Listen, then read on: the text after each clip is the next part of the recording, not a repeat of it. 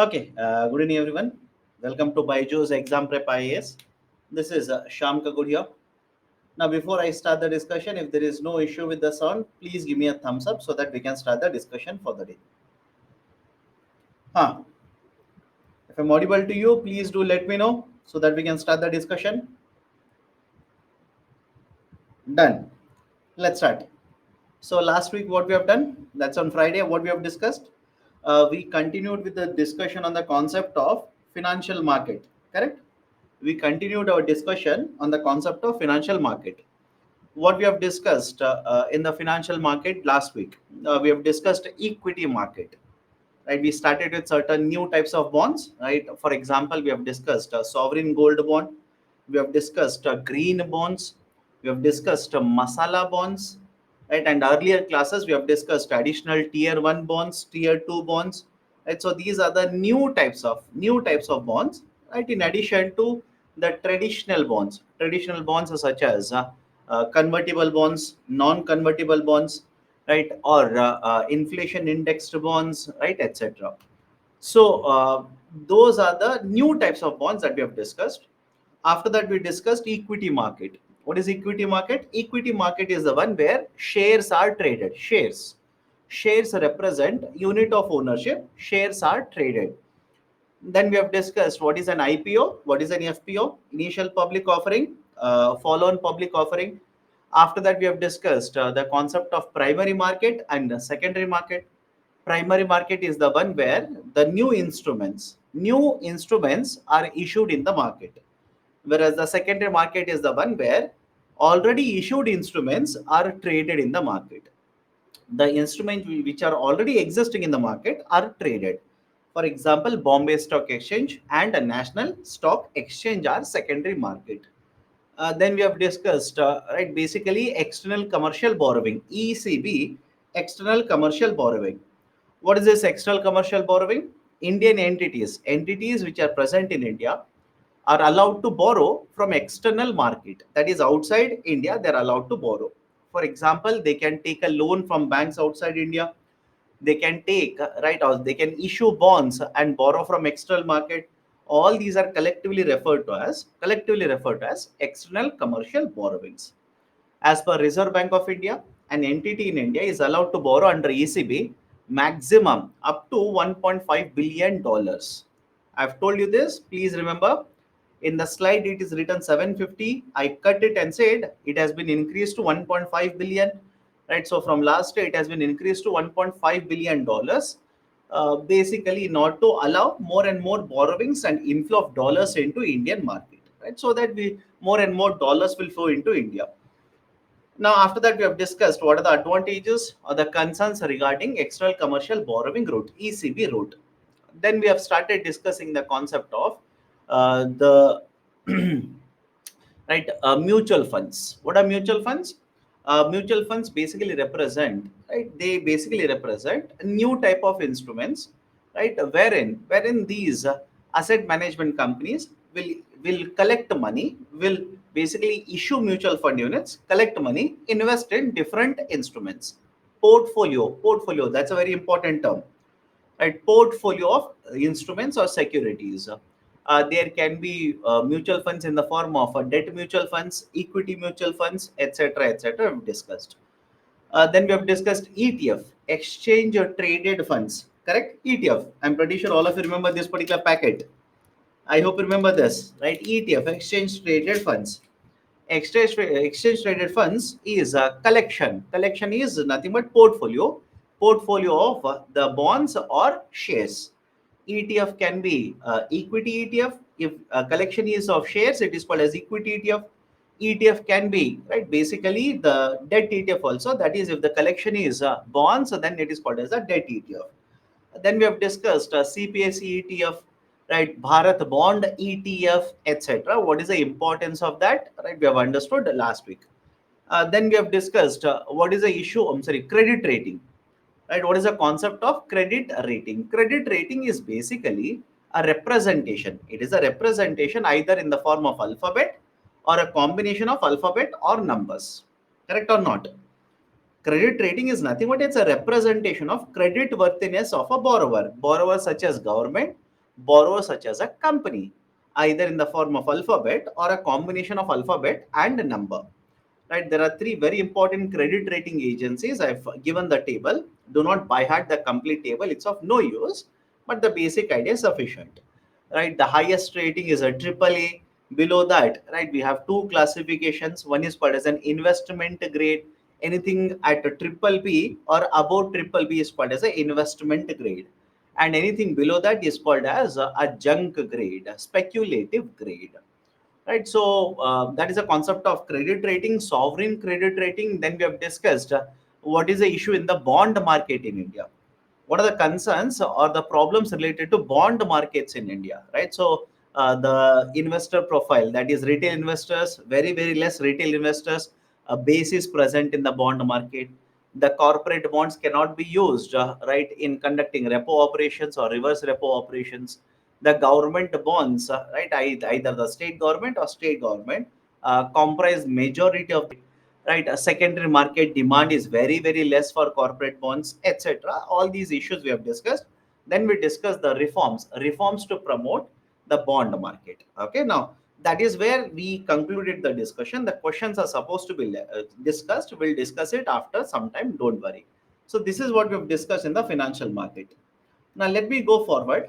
Let me start with a new chapter. Again, I repeat, questions are there, we'll discuss it. Descriptive questions from the fiscal policy I left out, and MCQs from financial market not yet discussed. We will discuss that today. Do not panic. Now let me start with a new chapter, international trade. Now in this chapter of international trade, what we will be discussing? What are the important concepts or points we'll be discussing? First one will be exchange rate. Second one, very important concept of a balance of payment. Then we'll discuss foreign trade policy. Then we'll discuss a World Trade Organization. Then we'll discuss economic integration and questions. In addition to this, we'll also take up certain very important schemes of government of India. What important schemes have been implemented by the government to promote exports from India? For example, please tell me, all of you heard of PLI, production linked incentive? Correct, all of you, I'm pretty sure all of you must have heard of it. Today we will discuss, right? Today or the next class, don't worry. And before I start the discussion, right, before I actually start the discussion, here's a very important announcement. Some of you had already mentioned that in a comment section. Do we have classes tomorrow? No, tomorrow is a holiday. I'll repeat my statement. We do not have classes tomorrow. Tomorrow is a holiday. Everybody is clear with this? Tomorrow there is no class. It's a holiday. And day after tomorrow, that is on Wednesday, again we will meet and continue with the discussion. Okay, so with that caveat, let me start. Let me start. So we'll discuss a lot of important current affairs here. Please be very, very careful. Now let's start. Let me start with the concept of exchange rate. What is this idea of an exchange rate? But before that, we generally say Indian economy is an open economy. Listen to the lecture very carefully. Indian economy, we will say it's an open economy. What is the meaning of open economy? Why do we say Indian economy is an open economy? The reason is that there are a lot of transactions that will take place between India and rest of the world. I'll repeat it. There are a lot of transactions which will take place between India and rest of the world. Rest of the world means what? Outside India. Lot of transactions will happen between India and the rest of the world, such as labor. Labor services will either come into India or go out of India. Yes or no? Labor services, that is workers, will come into India as well as go out of India. What about imports and exports? What about imports and exports? So imports and exports will also keep on flowing either into India or out of India. What about investments? Investments will also come into India and go out of India. So I hope you understand when I say lot of transactions keep on happening between India and the rest of the world. And because of these transactions, we say Indian economy is an open economy. Indian economy is an open economy. Right? For example, USA. Can we say USA is also an open economy? What about Britain? Britain is also an open economy. So argument is simple. whenever any economy, any country for that matter, will conduct lot of transactions with the rest of the world, we generally call it as open economy. Okay, that's basically the argument. Now, let's start the discussion. Whenever you have an open economy, can I say because of various transactions, dollars will come into India, and because of various transactions, dollars will go out of India? I'll repeat the statement. I'll repeat the statement. Can I say I'll go back to all the slides? Don't panic. Can I say because Indian economy is an open economy, because of lot of transactions, dollars will come into India and dollars will go out of India. Many of you ask me, how is that possible? What are the kind of transactions? Let me give you certain examples. Now, please tell me, look at any of these exports, foreign travelers coming into India, remittances, inflow of foreign investment. All of you will agree because of these transactions, foreign currencies will come into India. Yes or no? Because of these transactions, foreign currencies will come into India. And some of you are asking, what is a remittance? Remittance is a one-sided transfer. Remittance is nothing but it's a one-sided transfer. For example, you are a software engineer. Imagine you will go to USA. You are working in USA for 3 months or 6 months, etc. Don't you think you will transfer certain amount of money for your relatives? Best example, you will transfer certain amount of dollars to your let's say spouse. You will transfer certain amount of dollars for your parents. You will transfer certain amount of money, let's say, to your sibling because they have their birthday. So can I simply say the argument is simple? The money will flow one-sided without any exchange of goods and services. These are called as remittances. And please remember this, India is the largest country in terms of receiving remittances. We'll call this as in remittance. India is the largest country in terms of receiving in remittances.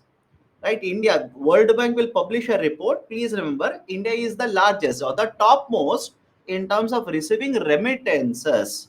Right? A lot of people, lot of citizens of India have gone outside India, earn money, and send back the money back to India. That is the reason we are the topmost in terms of receiving remittances. So, can I simply say, because of all of these transactions, dollars will come into India? That's the first point. Second point, look at the second part of the table, situation 2. Look at the situation 2. Because of the situations or let's say parameters under situation 2, can I say dollars will flow out of India? For example, if I import something, I will have to pay in terms of dollars, correct?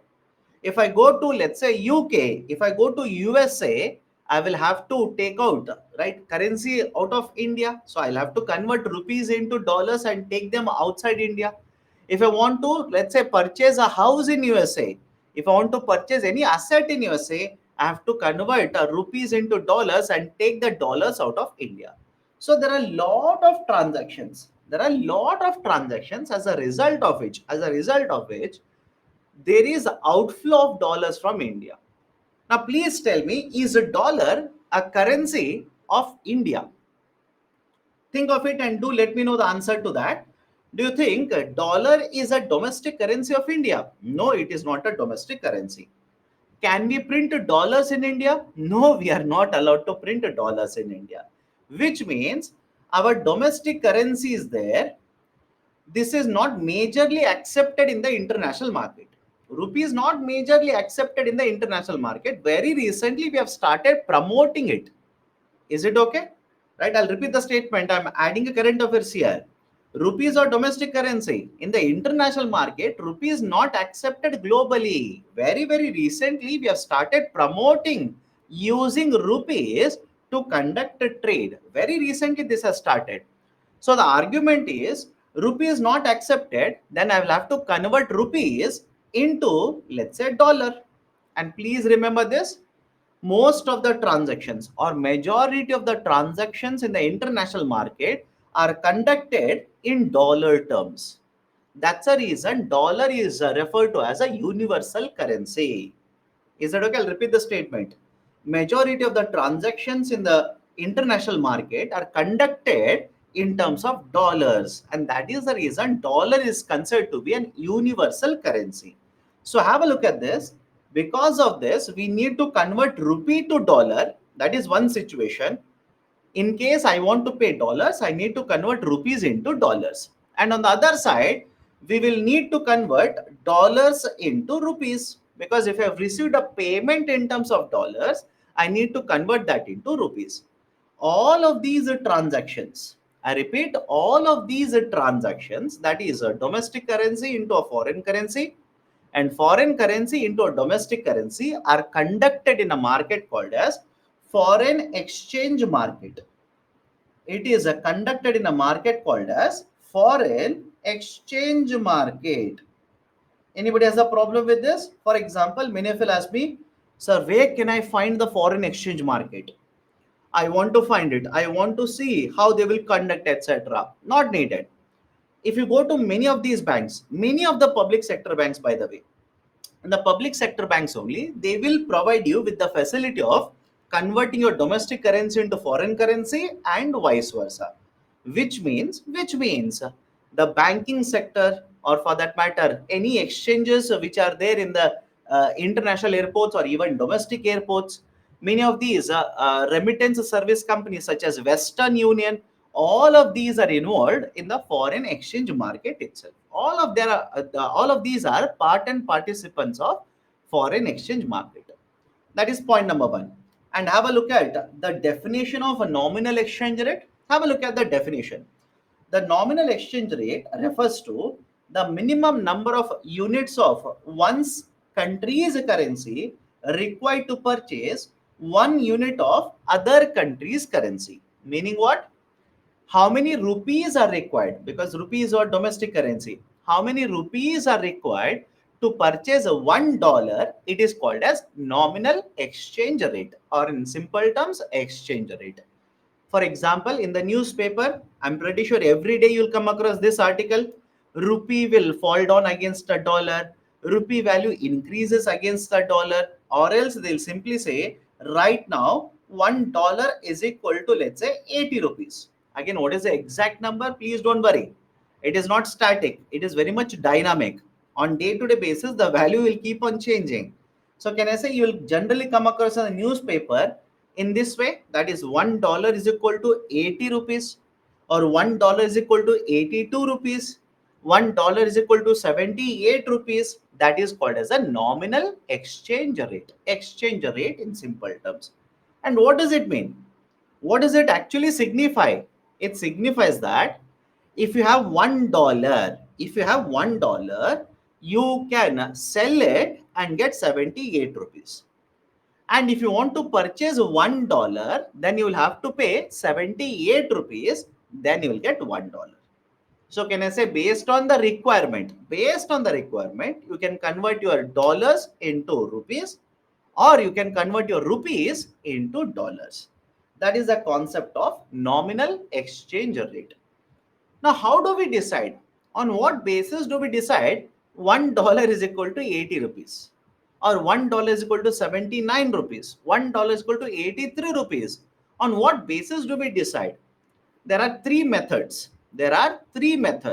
One is called as a fixed exchange rate.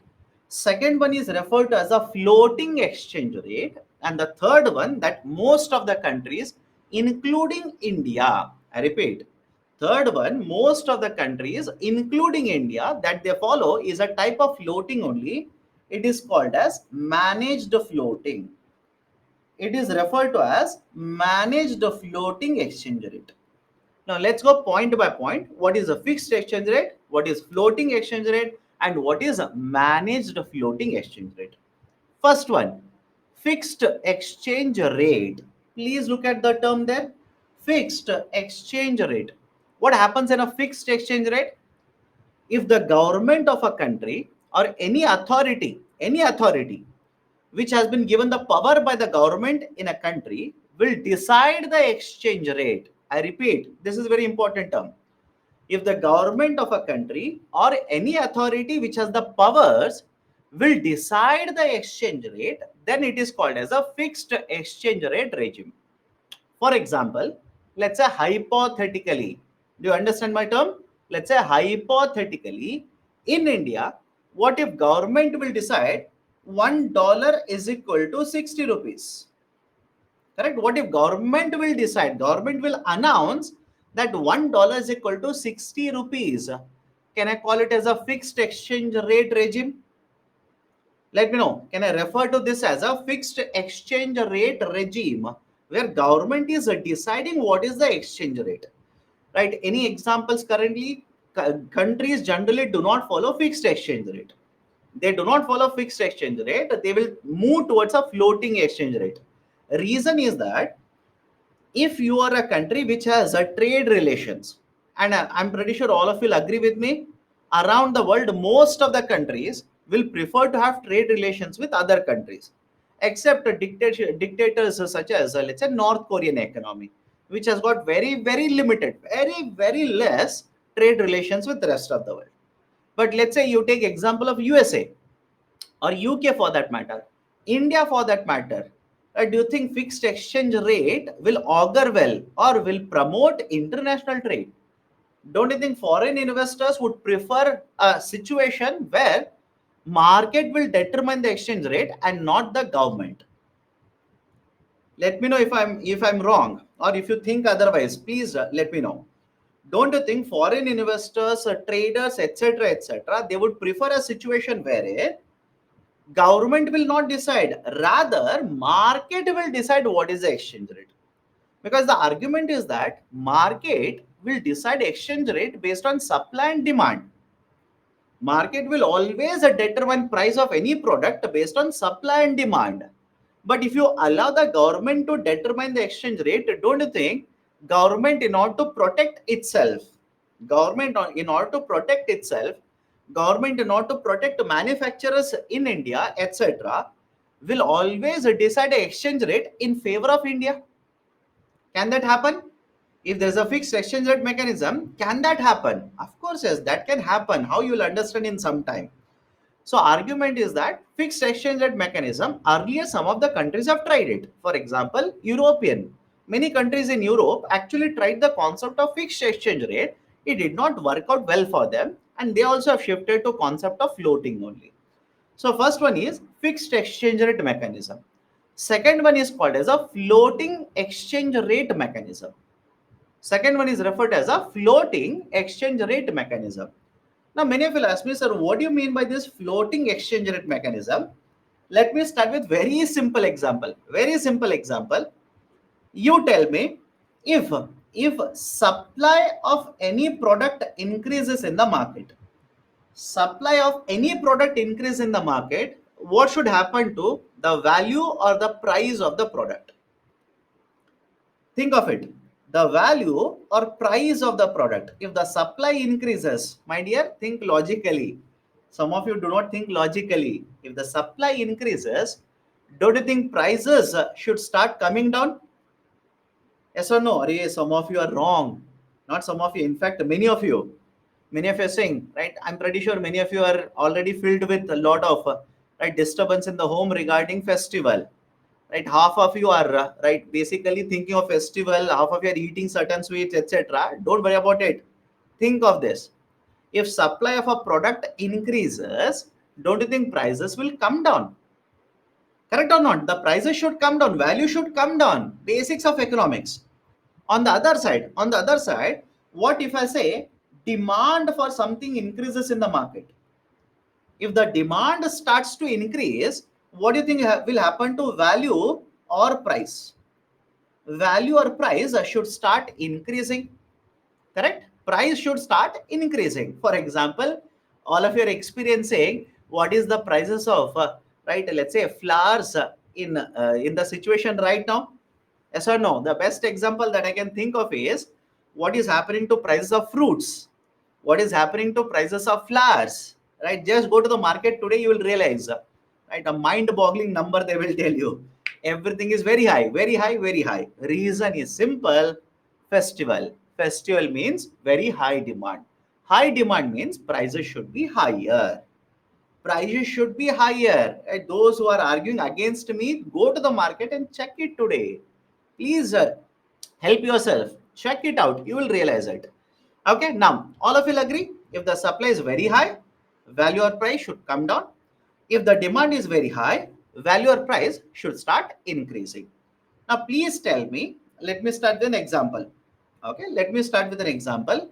Please tell me, if there is an inflow of dollars, start applying basic knowledge now, do not complicate it, start applying basic knowledge. If there is a continuous inflow of dollars into India, continuously dollars are coming into India. So first step is what? Dollars will come into India. Can you use dollars to purchase anything in India? Can you use dollars to pay salary, wages, etc.? No, you can't do that. So what you'll have to do? You will have to convert dollars to rupees. That's a step number 2. You'll have to convert dollars to rupees. Now please tell me, if you want to convert dollars to rupees, can I say supply of a dollar in this example, supply of dollars is increasing and demand for rupees is increasing? Anybody has a problem with this? In this example, I'm talking about only this example. Do not complicate it. Keep it simple. In this example, supply of dollars in the market increases and right, demand for rupees starts to increase, which also means, can I say, dollar value of dollar should come down and value of rupees should increase. Value of dollar should come down, value of rupees should increase. Now, how do I show it? How do I prove it? Let's say hypothetically, before all of this happened, let's say hypothetically, it was $1 is equal to 60 rupees. And after all of this happening, can I write $1 is equal to 50 rupees? Now, please look at the exchange rates and tell me, can I say from here to here, when I shift from first equation to second equation, value, do not look at volume. Many of you look at volume of rupees and get confused, and not volume. Value of rupee has increased, value of dollar has come down. Anybody has a problem with this? Can I go to the next one? Right, from here to here, if I basically shift from this exchange rate, first exchange rate to the second exchange rate, value of rupee has increased, value of a dollar has come down. And those who are saying very difficult to understand, etc., my dear, instead of dollar, just replace that with your friend bottle. Let me know. Instead of dollar, just replace that dollar with the bottle. Now have a look at this. Before, for this bottle, you used to pay 60 rupees. And now you are paying for the same bottle 50 rupees. So can I say value of bottle has gone down? Yes or no? At least now. Value of bottle has gone down. And what has happened to value of rupees? Value of rupees has increased. So all of you okay with this? All of you okay? And please understand, many of you are asking me, define floating. Tell me what is floating. My dear, floating exchange rate is the one where market forces of demand and supply, will determine what is the exchange rate.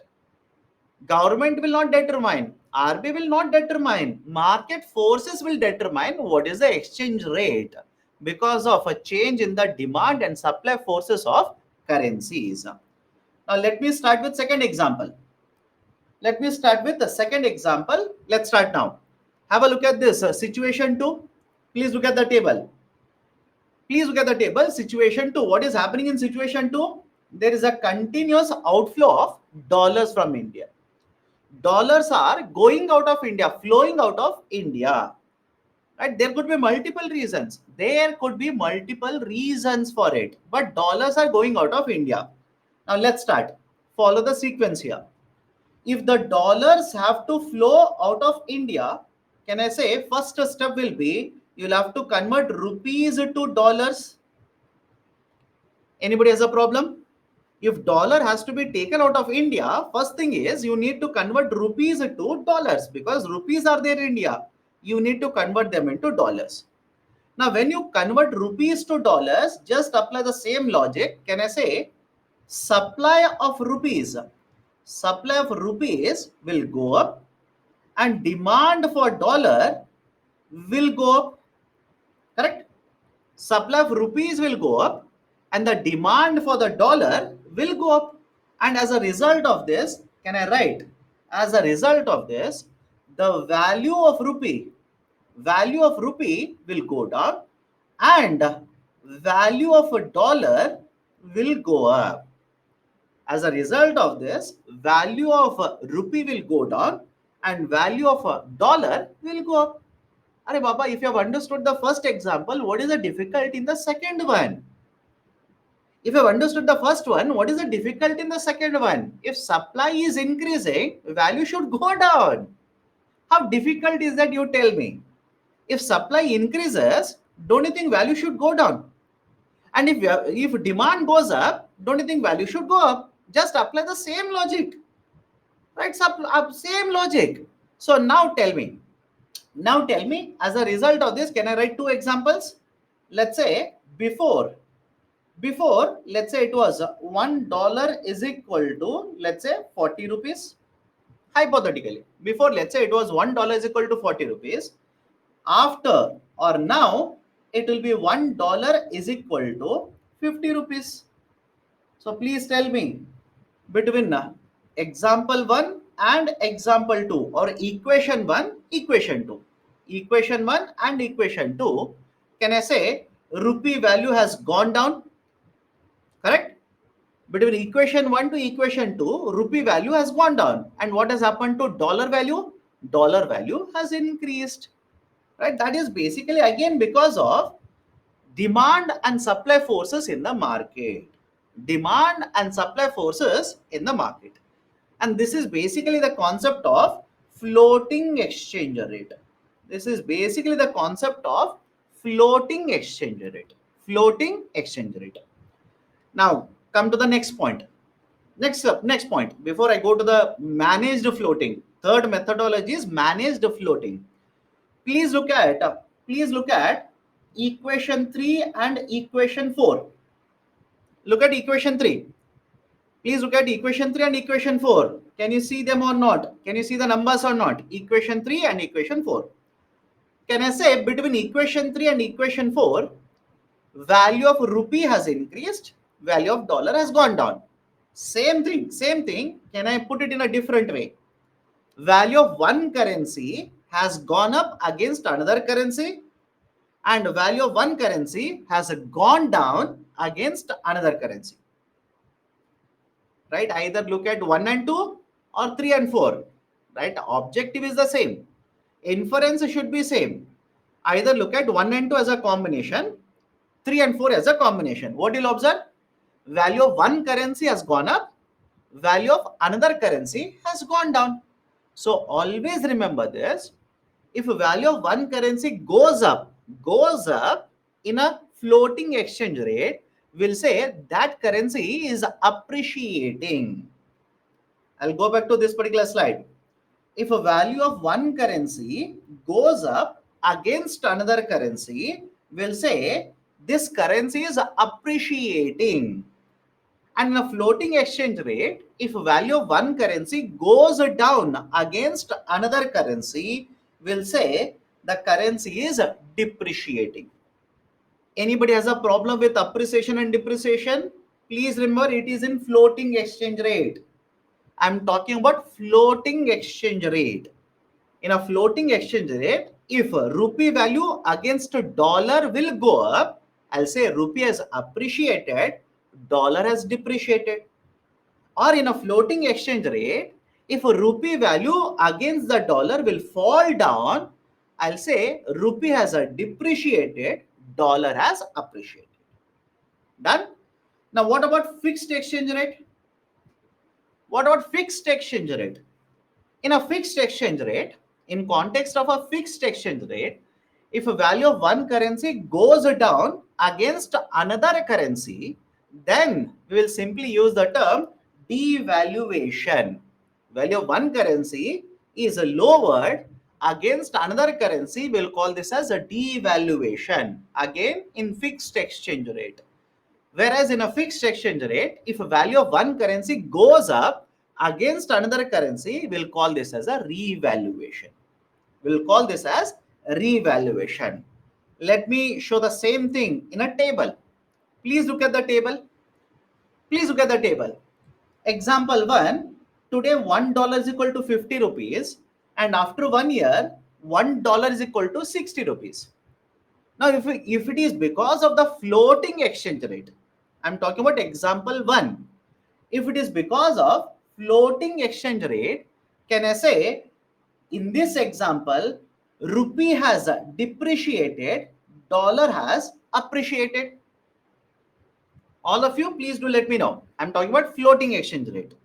Today it is $1 equal to 50, and after 1 year, $1 is equal to 60. So if it is because of the floating exchange rate, rupee has depreciated, dollar has appreciated. Right? Look at the column number 4. And if it is done by the government, if it is done by the government, that is basically fixed exchange rate. In the fixed exchange rate, we'll say rupee has been devalued, dollar has been revalued.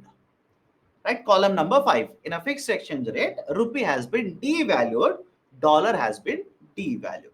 Sorry, rupee has been devalued, dollar has been revalued. If it is done by the government. Right? Similarly, you can look at even example 2. In example 2, if it is because of the market forces, floating exchange rate, right? Rupee has appreciated, dollar has depreciated. If it is a fixed exchange rate, rupee has revalued and dollar has been devalued. Right? Again, it's a very simple concept. It's a very simple concept. Read it again, you will understand it. Those who are saying this is very difficult to remember, nothing difficult in this. Value of one currency goes up, another currency should go down. Very simple. Value of one currency goes up, another currency value should go down. If it is because of the market forces, right? Higher appreciation, lower depreciation. If it is a fixed exchange rate, lower devaluation, higher revaluation. It's very easy. Look at the table again, right? Again, some of you will look at the numbers and get confused. Do not look at the volume of rupees. Look at the value of rupees. Look at the value. Value is important, not volume of rupees. Based on the volume, don't jump to any conclusion. Now, just think of it. We have discussed the fixed exchange rate and floating exchange rate. Now, please tell me, think of it and do let me know. Do you think, I'll explain it, even if you have not understood, I'll explain it. Do you think always following a floating exchange rate, purely a floating exchange rate, is helpful for an economy such as India? Think of it. Do you always think following a pure floating exchange rate will always be helpful for economy such as India? Answer is no. Answer is no. That's the reason we do not have a full floating exchange rate. We follow a type of floating exchange rate which is called as a managed floating, which is referred to as managed floating. Now, what is managed floating? I'll explain it, but just look at it. Just look at one more table, then you'll understand why having purely 100% floating exchange rate is very dangerous for an economy such as India. Now, let's start. I'll take one example for rupee appreciation. Again, you can say rupee appreciation or you can say rupee revaluation. Context is if it is a floating exchange rate, we say rupee appreciation. If it is a fixed exchange rate, we'll say rupee revaluation. And on the other side, rupee depreciation or rupee devaluation. Understand the logic behind it. Please understand the table. Once a question has been asked on the table, again it can be asked. Please be very, very careful. Let's start. Whenever rupee appreciates, for example, let's say today it is $1 is equal to 50 rupees, and after 1 year, $1 is equal to 40. So can I say rupee has appreciated or rupee has been revalued? What is the impact? What is the impact? And when there is a rupee depreciation, what is the impact? Let's start. Today $1 is equal to 50 rupees, and after 1 year $1 is equal to 40 rupees. Now let me know, if you are importing this bottle, let's start. If you are importing this particular bottle, can I simply say today, let's say dollar, the bottle value is $1. Okay, bottle value is $1. Let's say if you import today, can I say you are paying 50 rupees? Everybody is okay? The value, you are importing this bottle. Okay, right? You are importing this bottle. Can I say in simple rupee terms, $1 is nothing but you are paying 50 rupees. But after 1 year, if rupee has appreciated or it has been revalued, can I say you are going to pay 40 rupees for the same $1 bottle? So is the first one okay with all of you? Is the first one, number one, okay with all of you? That is, imports with rupee appreciation, imports will become cheaper. Can I go forward now? Can I go forward? And if there is a rupee depreciation, let's start same argument. Today $1 is equal to 50. After 1 year, $1 is equal to 60 rupees. $1 is equal to 60 rupees. So if you import today, you will pay 50 rupees. Can I say if you import after 1 year, you will pay 60 rupees, which means imports will become costlier with the rupee depreciation. Everybody is okay with this? Second number, right? Second number, imports will become costlier with the rupee depreciation. Again, it's not very difficult to look at the numbers, you'll understand. Today $1 is equal to 50. After 1 year, $1 is equal to 60 rupees. If the value of the bottle, if the price of the bottle is $1, it simply means today you are paying 50 rupees. After 1 year, you are paying 60 rupees. Imports will become costlier with rupee depreciation. Now, come to exports. Come to the impact on exports. Slightly technical. I'm using the term competitiveness. Please listen to me carefully. Listen to me carefully. Let's say you want to earn 100 rupee by exporting the bottle, including profit. I'll repeat the statement. You want to earn 100 rupee by exporting the bottle. 100 includes profit as well. Now today, please do let me know. Use your CSAT mind. Start CSAT. Please tell me, if the exchange rate is $1 is equal to 50 rupees, what will be the price at which you will export the bottle in terms of dollars? Participate and do let me know. What will be the price at which you will export this particular bottle in terms of dollars? Can I say $2?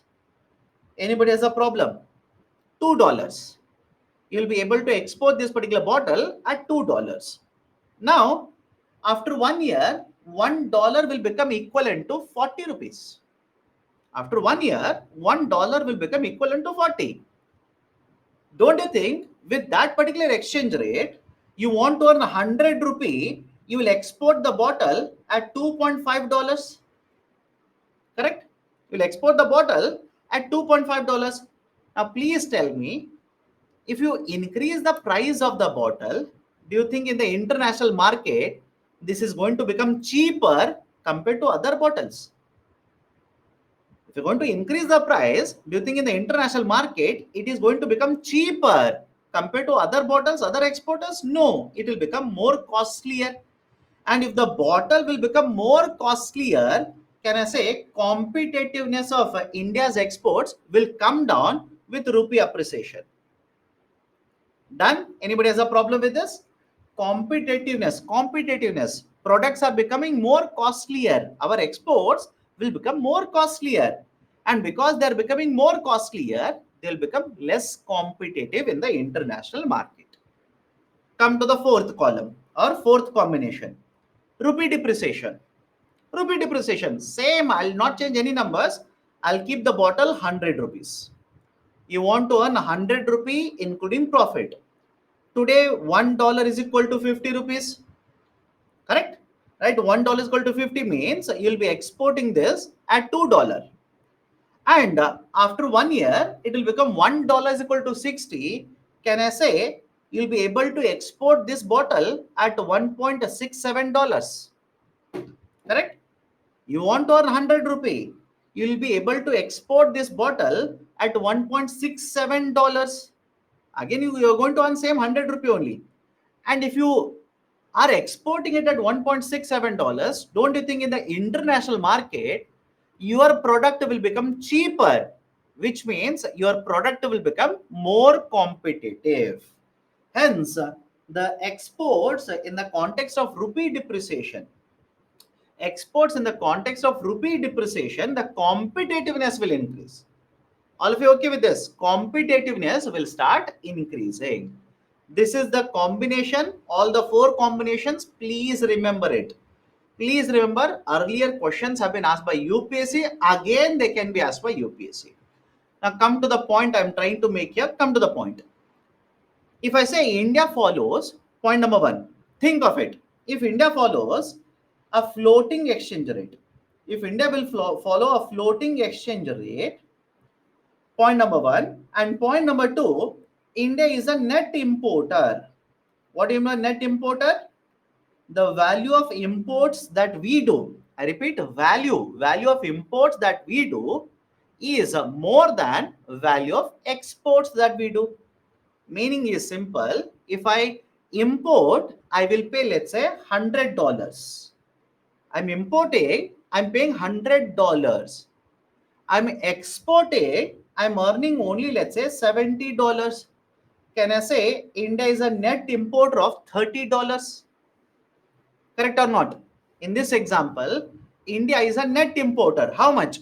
$30, which means we are earning by exporting, but because our imports are higher, we will have to spend extra $30, pay extra $30 to the international market.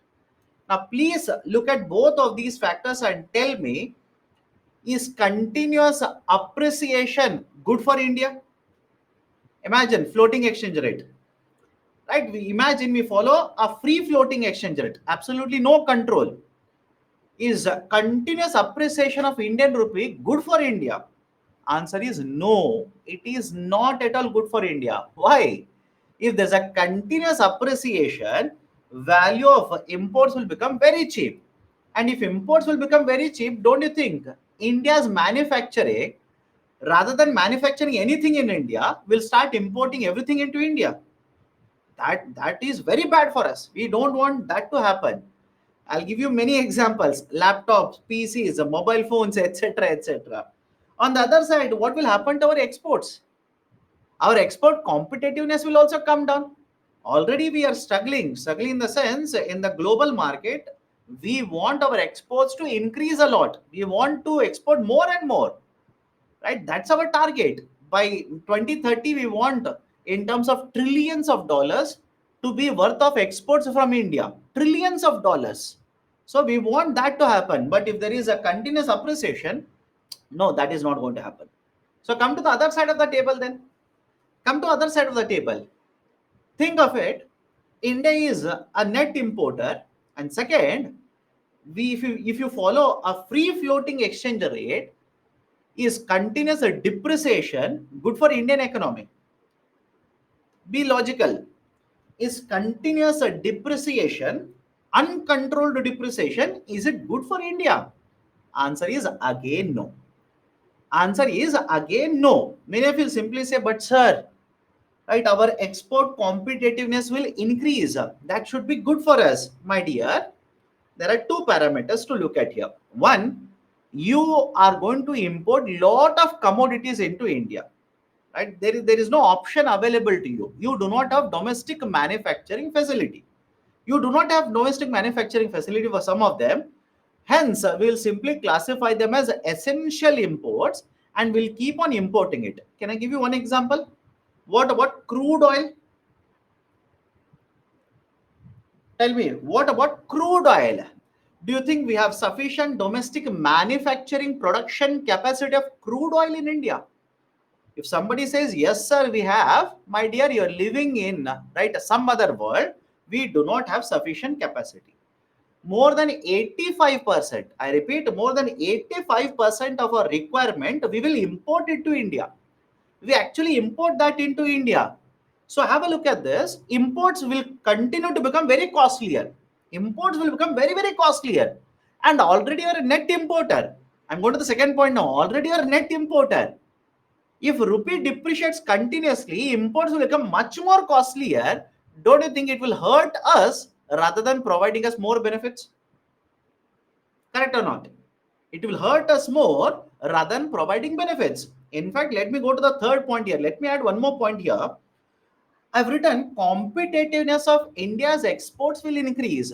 Please think logically and tell me, if the competitiveness will increase, does it always, I repeat, does it always mean India's exports will always increase with rupee depreciation? Think of it. Please think of it. I said competitiveness of India's exports will increase. Does it always mean that with rupee depreciation, India's exports always will increase? No, not necessarily. Not necessarily. Please remember that. Why? No doubt your bottle will become cheaper. Correct? No doubt your bottle will become cheaper. But does it mean that India's bottle exports will increase? Not necessarily. Why? What if there is a recession in USA? Think of it and do let me know. I'll connect it to current affairs now. What if there is a recession in USA? What if there is a recession in European market? Recession means they don't want to purchase. The demand is very less in the economies, and we export a lot of goods and services. I repeat, we export a lot of goods and services to other economies such as European market as well as a USA market. If your rupee depreciates, in fact, during pandemic, Indian rupee took a hit. I repeat, during pandemic, Indian rupee took a hit. Indian rupee depreciated against dollar. But do you think because it was a pandemic, because rupee depreciated, India's exports increased? No.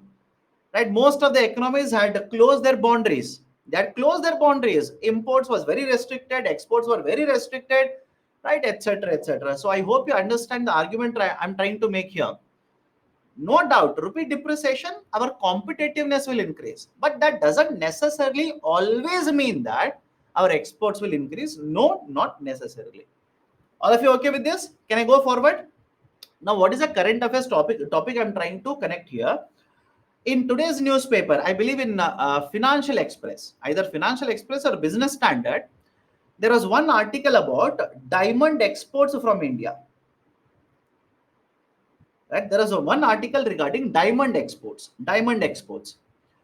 Traditionally, think of it. Traditionally, this quarter, the third quarter I'm talking about, right, that is October, November, December. It's not just a festival season in India. It is also festival season across the world. Correct? In fact, in Western market, they call this as a holiday season. Yes or no? It's not just a festivals in India. Even in the Western market, it's a holiday season for them.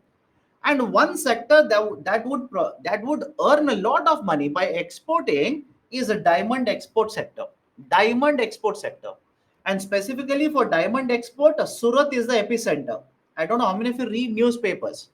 Surat is the epicenter for diamond exports from India. Now, many of these companies which are set up in Surat are struggling to even pay salaries.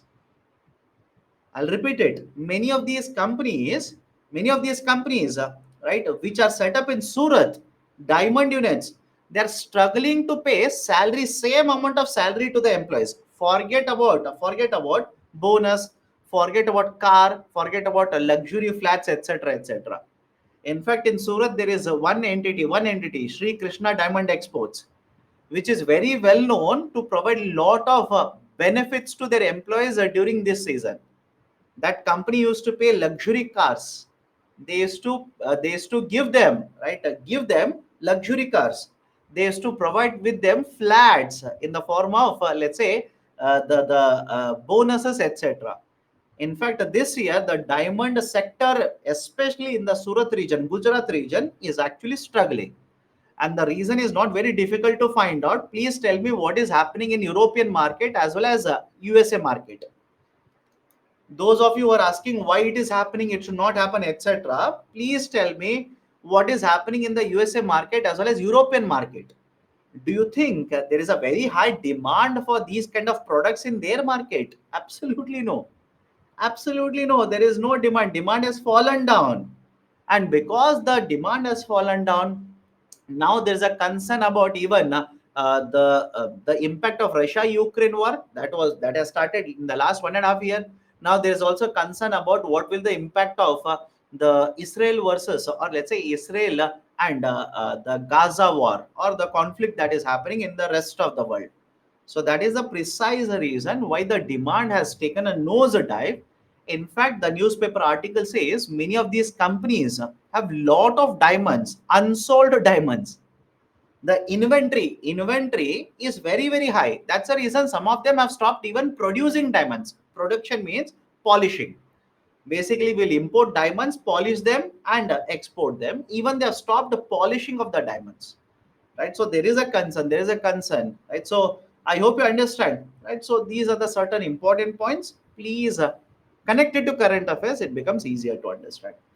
Okay, now come to the third methodology of exchange rate. Can we go forward? All of you okay with this? Let's go let's go forward to the third method. What is the third method? I said most of the countries, including India, we follow concept of managed floating exchange rate. Managed floating exchange rate. Managed floating. What is this concept of a managed floating? Point number one, please tell me who is the manager of forex reserves in India? Let's go point by point. Who manages forex reserves in India? All of you remember this? Reserve Bank of India, RBI. Reserve Bank of India. In fact, that is one of the functions of RBI. Look at the banking chapter.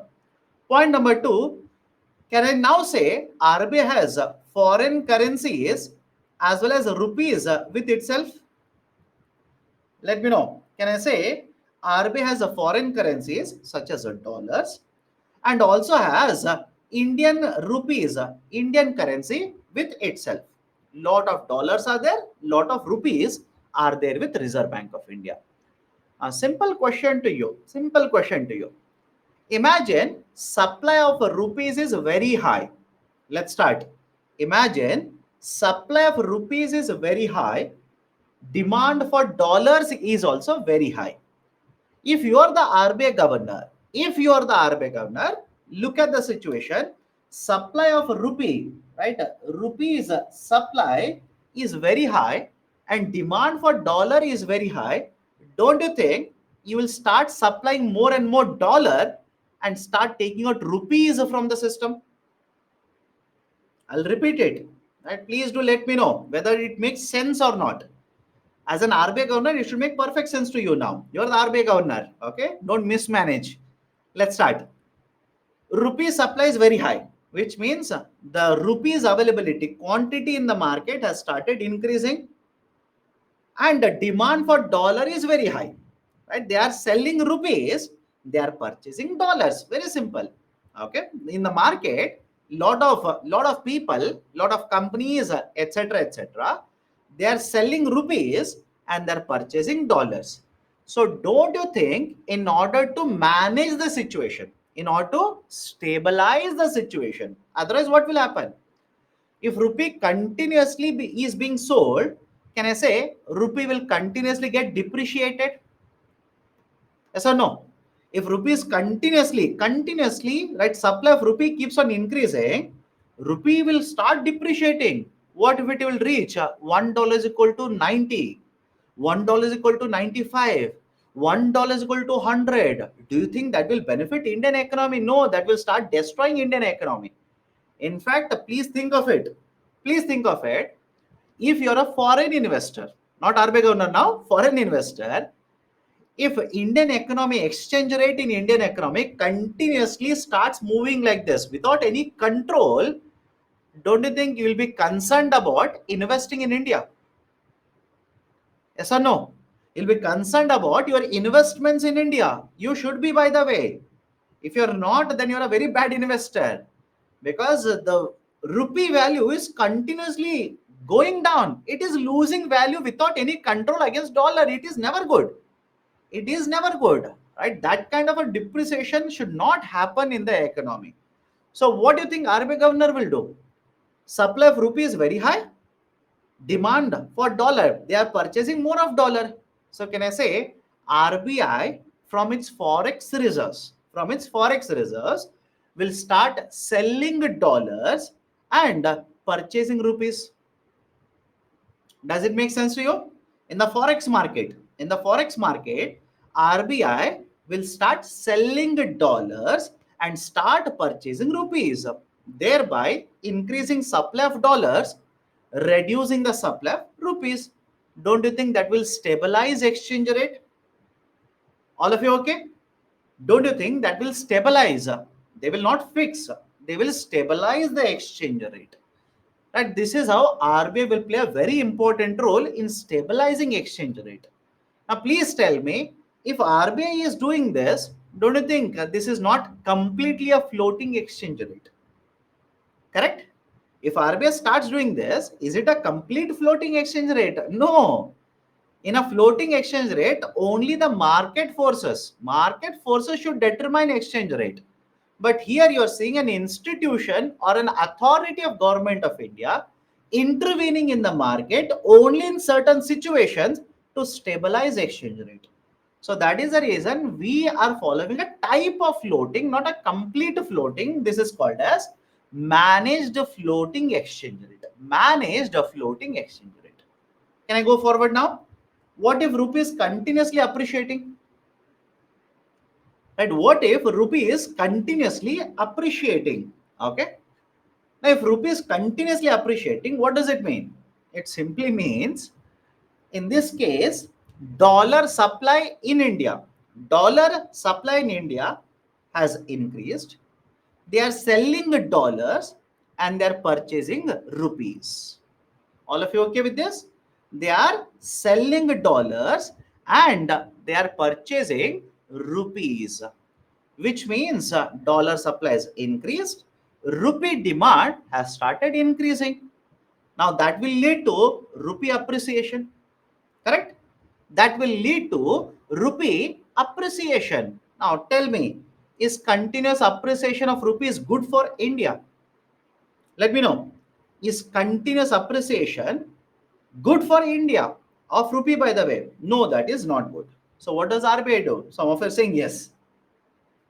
After discussing all of the table, etc., 1, 2, 3, 4, is continuous appreciation of rupees is good? No. Right? We need to control rupee appreciation as well as rupee depreciation. It should not go uncontrolled. There should be a control over it. Now, what does RBI do? Exactly opposite. Exactly opposite. Again, please apply your mind. Do not complicate it. If rupee is appreciating, what is happening in the market? Rupee demand is very high, dollar supply is very high. Exactly opposite will be done by RBI. Exactly the opposite. What is exactly the opposite? If rupee demand is very high and dollar supply is very high, RBI will sell rupees and purchase dollars. All of you okay this? RBI will sell rupees and purchase dollars. It's an exchange. And many of you are asking, where does RBI do? Banks. RBI through banks will sell, purchase rupees or dollars based on the requirement. So based on this table, can I say RBI every now and then, based on the requirement, will intervene in the market. Based on the requirement, will intervene in the market. And because of this, we call this exchange rate as a managed floating exchange rate. Managed floating exchange rate. IMF, International Monetary Fund, calls this as a dirty float. It calls this as a dirty float, right? Why dirty float? You say you're following a floating exchange rate, but are you allowing only the market forces to determine the exchange rate? No. You're not allowing only the market forces to determine exchange rate. You are also participating. You are also intervening in the market, right? That is the reason this will be referred to as dirty float. Can we go forward now? All of you okay? Why is it called as a dirty float? What is this role of Reserve Bank of India? How does RBI manage? Please understand, I will not say fix. You also don't write RBI fixes. Trust me, if you say RBI fixes exchange rate, then you are completely wrong. Evaluator will come to know you do not have any idea. You are simply by-hearted, that too wrongly also. Because RBI will never fix exchange rate. In fact, how many of you have read that article where RBI governor very recently in the G20 meeting gave or discussed in a conclave the role of RBI in an exchange rate market? Let me see. How many of you have read that article? Right. In fact, all of you remember G20 Marrakech? Let me know. G20 very recently there was a discussion in Marrakech or not? Right? Don't forget all of these. Very recently, G20 meeting happened in Marrakech. In that, in one of the meetings, right, the RBI governor, Mr. Shaktikanta Das, there was a discussion, conclave in a simple terms. Right, Mr. Shaktikanta Das spoke about role of RBI in a exchange rate. Right, and he clearly stated role of RBI is not to fix exchange rate; it is to stabilize exchange rate. Role of RBI is not to fix exchange rate, it is to stabilize exchange rate. And RBI will not intervene everyday basis until and unless it is required. If there's a continuous appreciation on day-to-day basis, there is no option for RBI. They will intervene. If there is a continuous depreciation on day-to-day basis, there is no option for RBI. They will intervene. But please understand, they will intervene to stabilize the exchange rate, not to fix the exchange rate. Okay, done. Right. So the basic argument is same. Okay. So rupee depreciation, rupee appreciation. What is happening in the market? What does RBI do? And I hope you understand. If RBI will intervene in the market, if rupee is depreciating, there is a continuous supply of rupees in the market, then RBI will start purchasing rupees. Rupee value will start getting stabilized. That is what is given. That is what is given in the impact. Let me add one more point here. Let me add one more point. Whenever these things are happening in the market, that is in the exchange rate, can I say, under certain circumstances, rupee supply in the economy will start increasing. Please look at the table and do let me know. Right? Whenever these things are happening in the market, RBI will try to sell dollars at purchase rupees, or RBI will sell rupees, purchase dollars. Let's say RBI will sell rupees and purchase dollars. Please tell me, don't you think because of this, rupee supply in the economy will start increasing? Yes or no? All of you will agree? If RBI will purchase dollars and sell rupees, automatically supply of rupees is increasing in the economy. And if rupee supply increase in the economy, can that lead to inflationary trend? Can that actually lead to inflationary trend? Of course, yes. That can lead to a lot of inflationary impact in the economy. So there is one more tool used. There is one more concept associated with this. This is referred to as sterilization. This is referred to as sterilization. What is the concept of sterilization? Follow this very carefully. Step number one. Step number one. Right? Let's say here, rupees continuously appreciating, dollars, right, are being exchanged with rupees. Demand for rupees is very high. Demand for rupees is very, very high. So whenever this rupee is continuously appreciating, what does RBI do? RBI will sell rupees.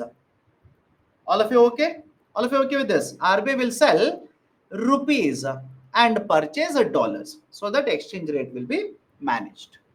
But with RBI selling these rupees, the rupee supply in the economy will start increasing. How does RBI control inflationary trend that can be caused because of its own activities? Under step 2, RBI will say conduct open market operations. RBI will conduct open market operations. Now, please tell me, can RBI, after doing step 1, can they do step 2 under step 2, open market operations to reduce money supply in the economy? To reduce rupee supply in the economy, can RBI conduct open market operations? Arey Baba, think logically. I'm talking about open market operations, right? That is, so how they are going to do it? Very great. Okay, you're forgetting what we are discussing in the past week. Can RBI sell G securities more to the banks, reduce rupee liquidity in the whole economy? Yes or no? Can RBI conduct open market operation where they will sell G securities, take away the money, that is rupees, which is there in the economy, reduce the liquidity in the economy? So I hope you understand. Because of the step 1, rupee supply will increase. There is a danger that it will cause inflation.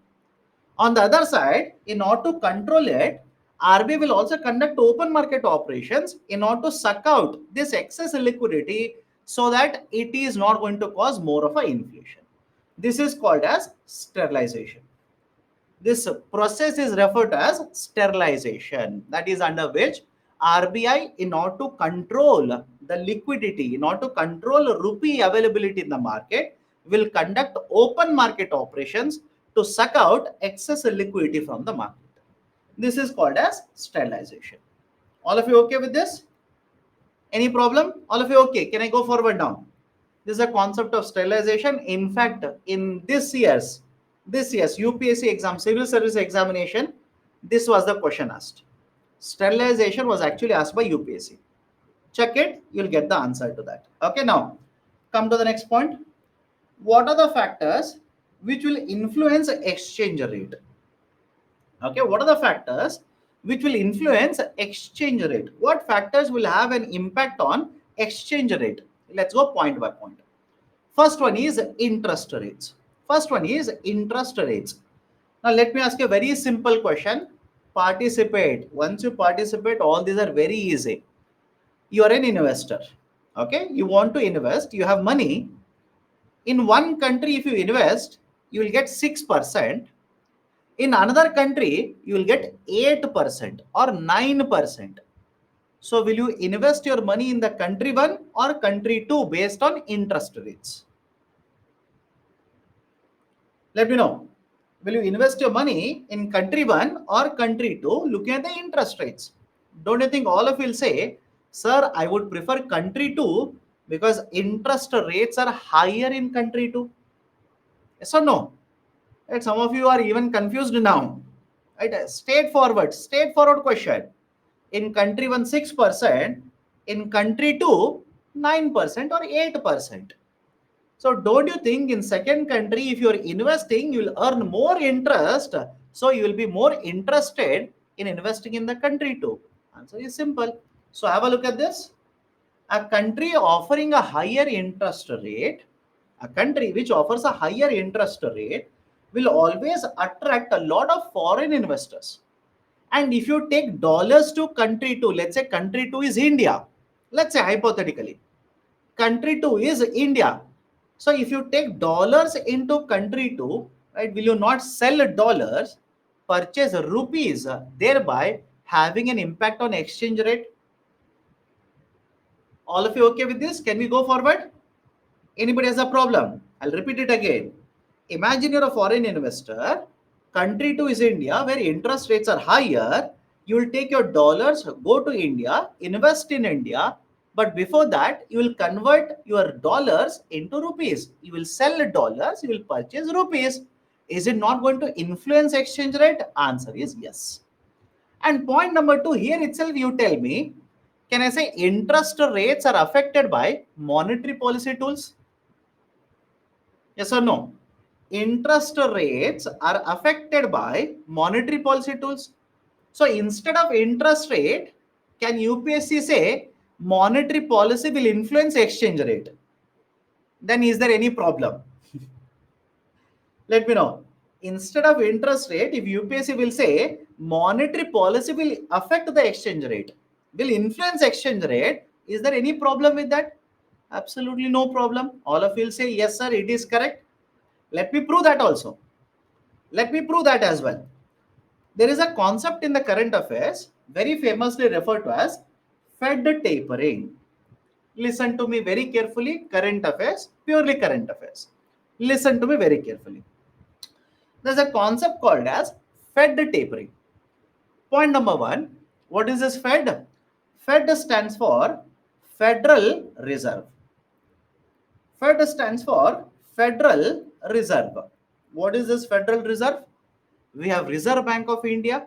In the same way, in USA, they have Federal Reserve. Point number one. Point number two, what is the meaning of the term tapering? What is the meaning of the term tapering? Tapering means reducing. Tapering simply means reducing, reducing or constricting. If I want to give you a very simple example, let me know, has everyone seen the tail of lizard?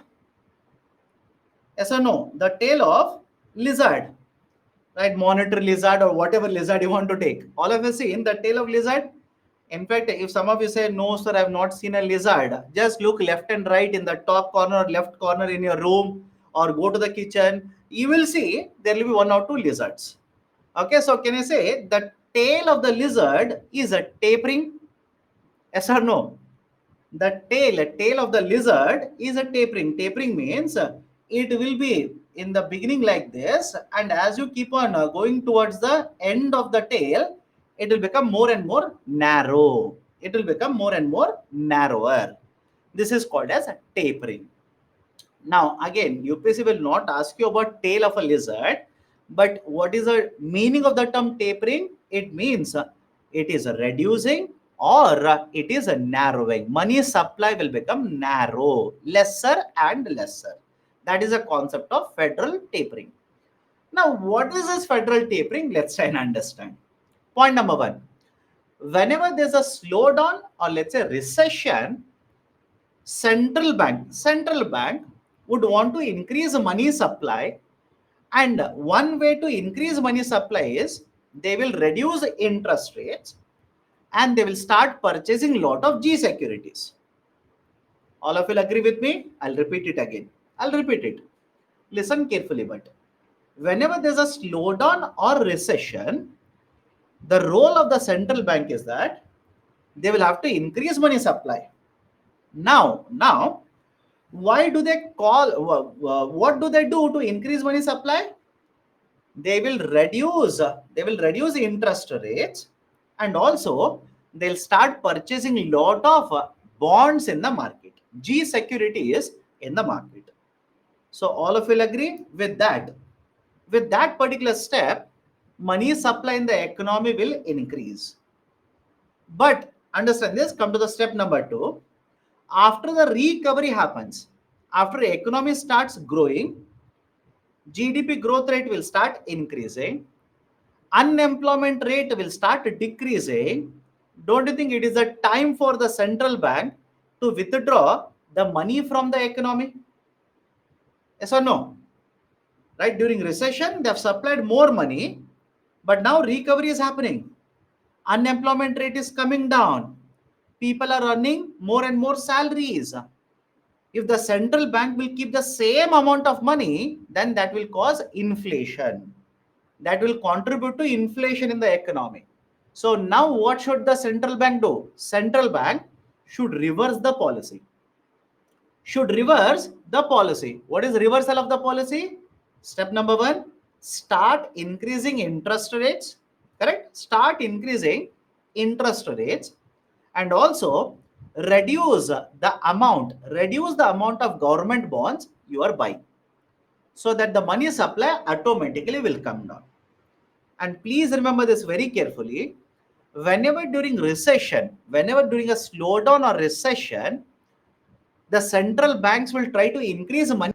They are referred to as quantitative easing. These tools are referred to as quantitative easing. All of you understand the meaning of the term quantitative easing? Look at the term quantitative. Quantitative easing means money supply is increasing. So once the recovery starts to happen, should you continue quantitative easing?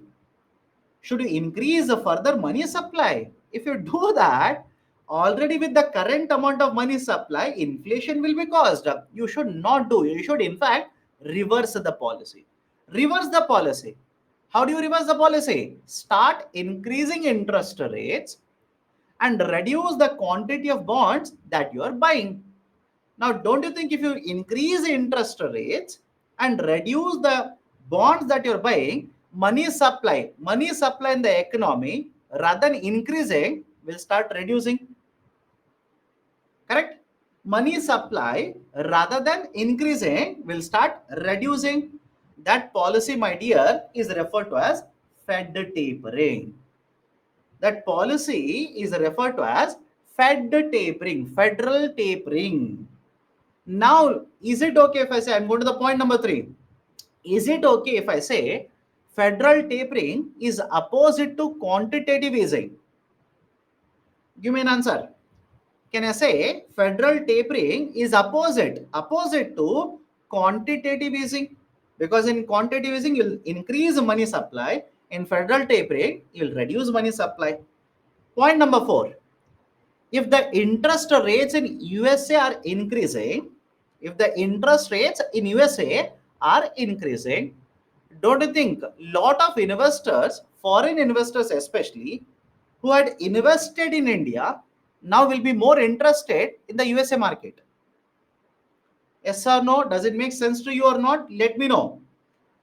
If the interest rates in USA are increasing, it is an indicator that money supply is very high, growth is happening, demand is also very high.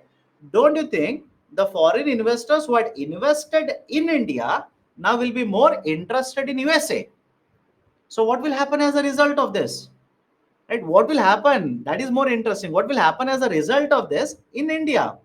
If there is a Fed tapering in USA, can I say foreign investors in India will sell their instruments in the market? If they are holding, let's say, shares, they will sell shares. They will take rupees. They will convert these rupees to dollars, and they'll start taking out dollar out of India.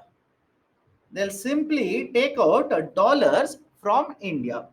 But now tell me, as a result of all of this, can I say rupee will start getting depreciated and dollar will start getting appreciated? Yes or no? As a result of all of this, rupee will start getting depreciated, dollar will start getting appreciated. And look at the beauty of the system. Again, beauty in the sense, not the impact on India. I'm saying because an event that is taking place in USA. Do you remember the term externality? Think of it. First class. Do you remember the term externality? There is an event that is taking place in USA.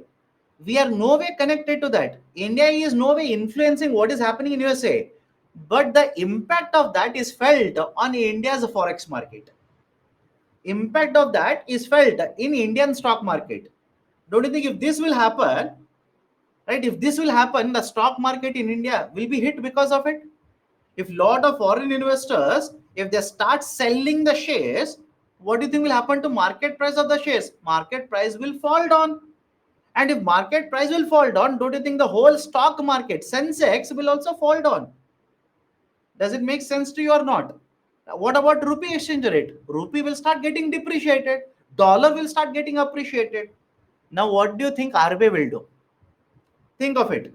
If this is happening, that is foreign investors are selling rupees, purchasing dollars, what do you think RBI will do? Is it okay if I say RBI will start selling dollars and purchasing rupees? Correct? RBI will sell dollars and buy rupees from the forex market so that the forex market or the exchange rate will become stabilized. And for all of this, don't you think the forex reserves held by RBI are very, very important now? Think of it. For all of this, right, the forex reserves held by RBI will become very important, because RBI needs to have forex reserves whenever these kind of events are taking place. RBI has to manage exchange rate. But imagine a situation where RBI will not have any forex reserves. In that case, these things or these kind of external events, external factors will have a huge impact on the exchange rate. The whole exchange rate will become mismanaged. We might come to a situation where we will not have anything to pay for dollars. Then we have to approach IMF. For example, has Sri Lanka approached IMF to take a loan? What about Bangladesh? How many of you have read newspapers? I don't know. In the last couple of days, has Bangladesh entered into an agreement with IMF to borrow money from IMF? For what purpose? Forex reserves. What about Pakistan? In the last year, Pakistan has entered into an agreement with IMF to borrow from IMF. Why? They don't have dollars. The reason is simple. They don't have dollars. They have run out of dollars. And if you don't have dollars, you cannot print them. You'll have to get the dollars somehow. Right? One way to get the dollars is approach IMF, take a loan from IMF.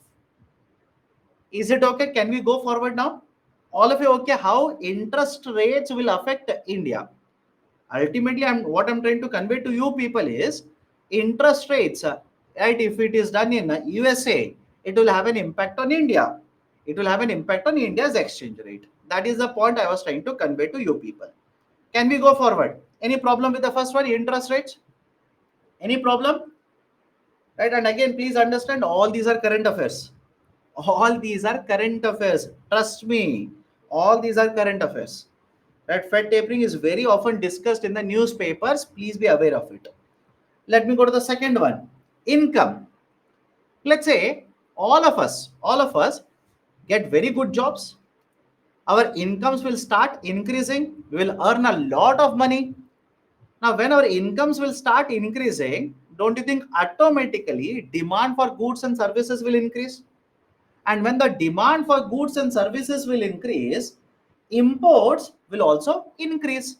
And if imports will start increasing, will it have an impact on the exchange rate?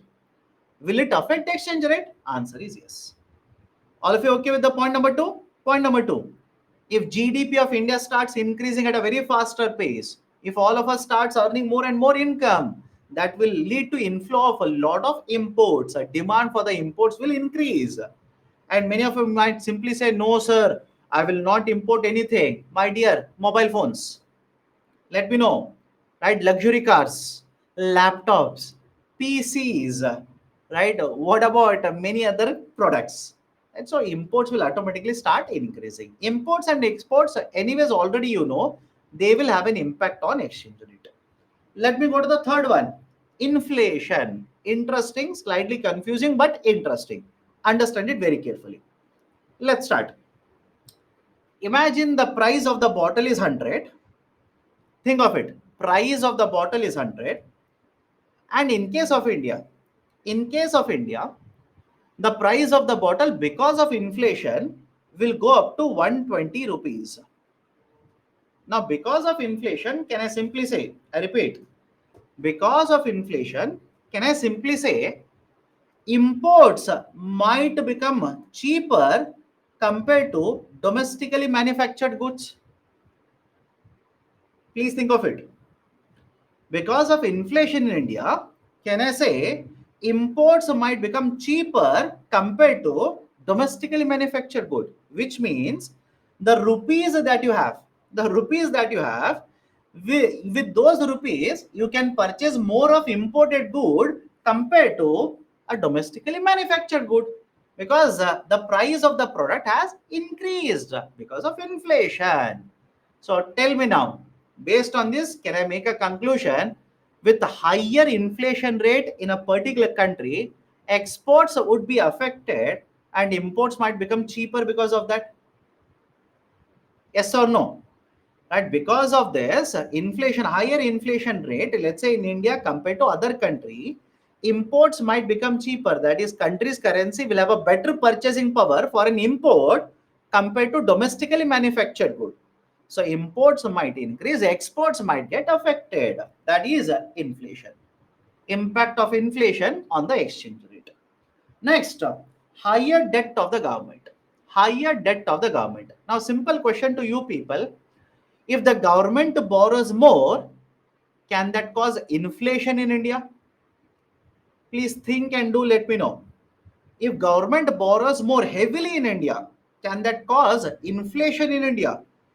Those who will keep on asking me how, right, how so, etc., go back to inflation chapter.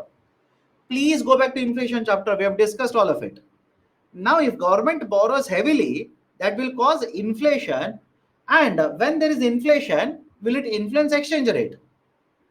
Yes, right. Higher debt means higher inflation. And if there is a higher inflation, will it have an influence on the exchange rate? Answer is simply yes. So higher debt of the government will also influence exchange rate in a domestic market. Right? That is a very simplest connection that you can have. Now let me go to the next point. Let me go to the next factor. 4 I've written. Let me say 5, 6, 7, and 8. The fifth one I'll discuss after the break. Please don't worry because I'm yet to cover the concept of balance of payment. So current account deficit, for that you require balance of payments. I'm yet to discuss balance of payment. Today you will understand. Then you'll come back to this point. There itself I'll tell you how current account deficit will influence exchange rate. Point is simple. Higher current account deficit. Higher current account deficit means more dollars are going out of India. Very simple idea. How so? You'll understand in some time. Have patience.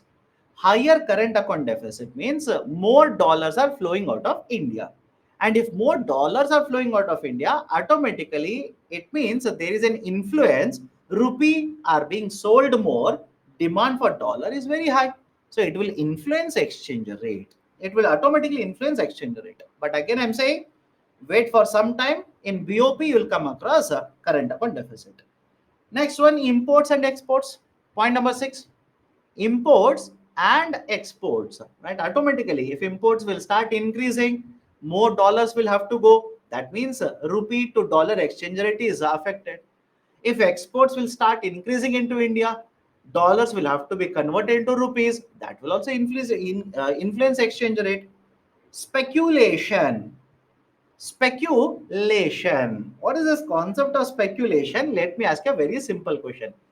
Think of it and let me know the answer. I want you people to think. I can directly give an answer, but I want you to think. Point number 1. With this particular event of Russia and the Ukraine war and Israel and Gaza war, please tell me what do you think will happen to exchange rate in India? What do you think is the impact of both of these conflicts on exchange rate in India? Can I say first and foremost, right? Is there anybody in the classroom who will ask me, sir, how they will affect exchange rate in India? Is there anybody in the classroom? Imports will become costlier, right? Crude oil will become costlier, right? Etc. Etc. So import will become costlier, which means you will have to sell more. You will have to sell more rupees to purchase dollars, which also means rupee will start depreciating. Correct?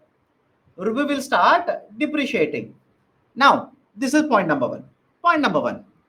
Second point, imagine you've borrowed $1 from USA.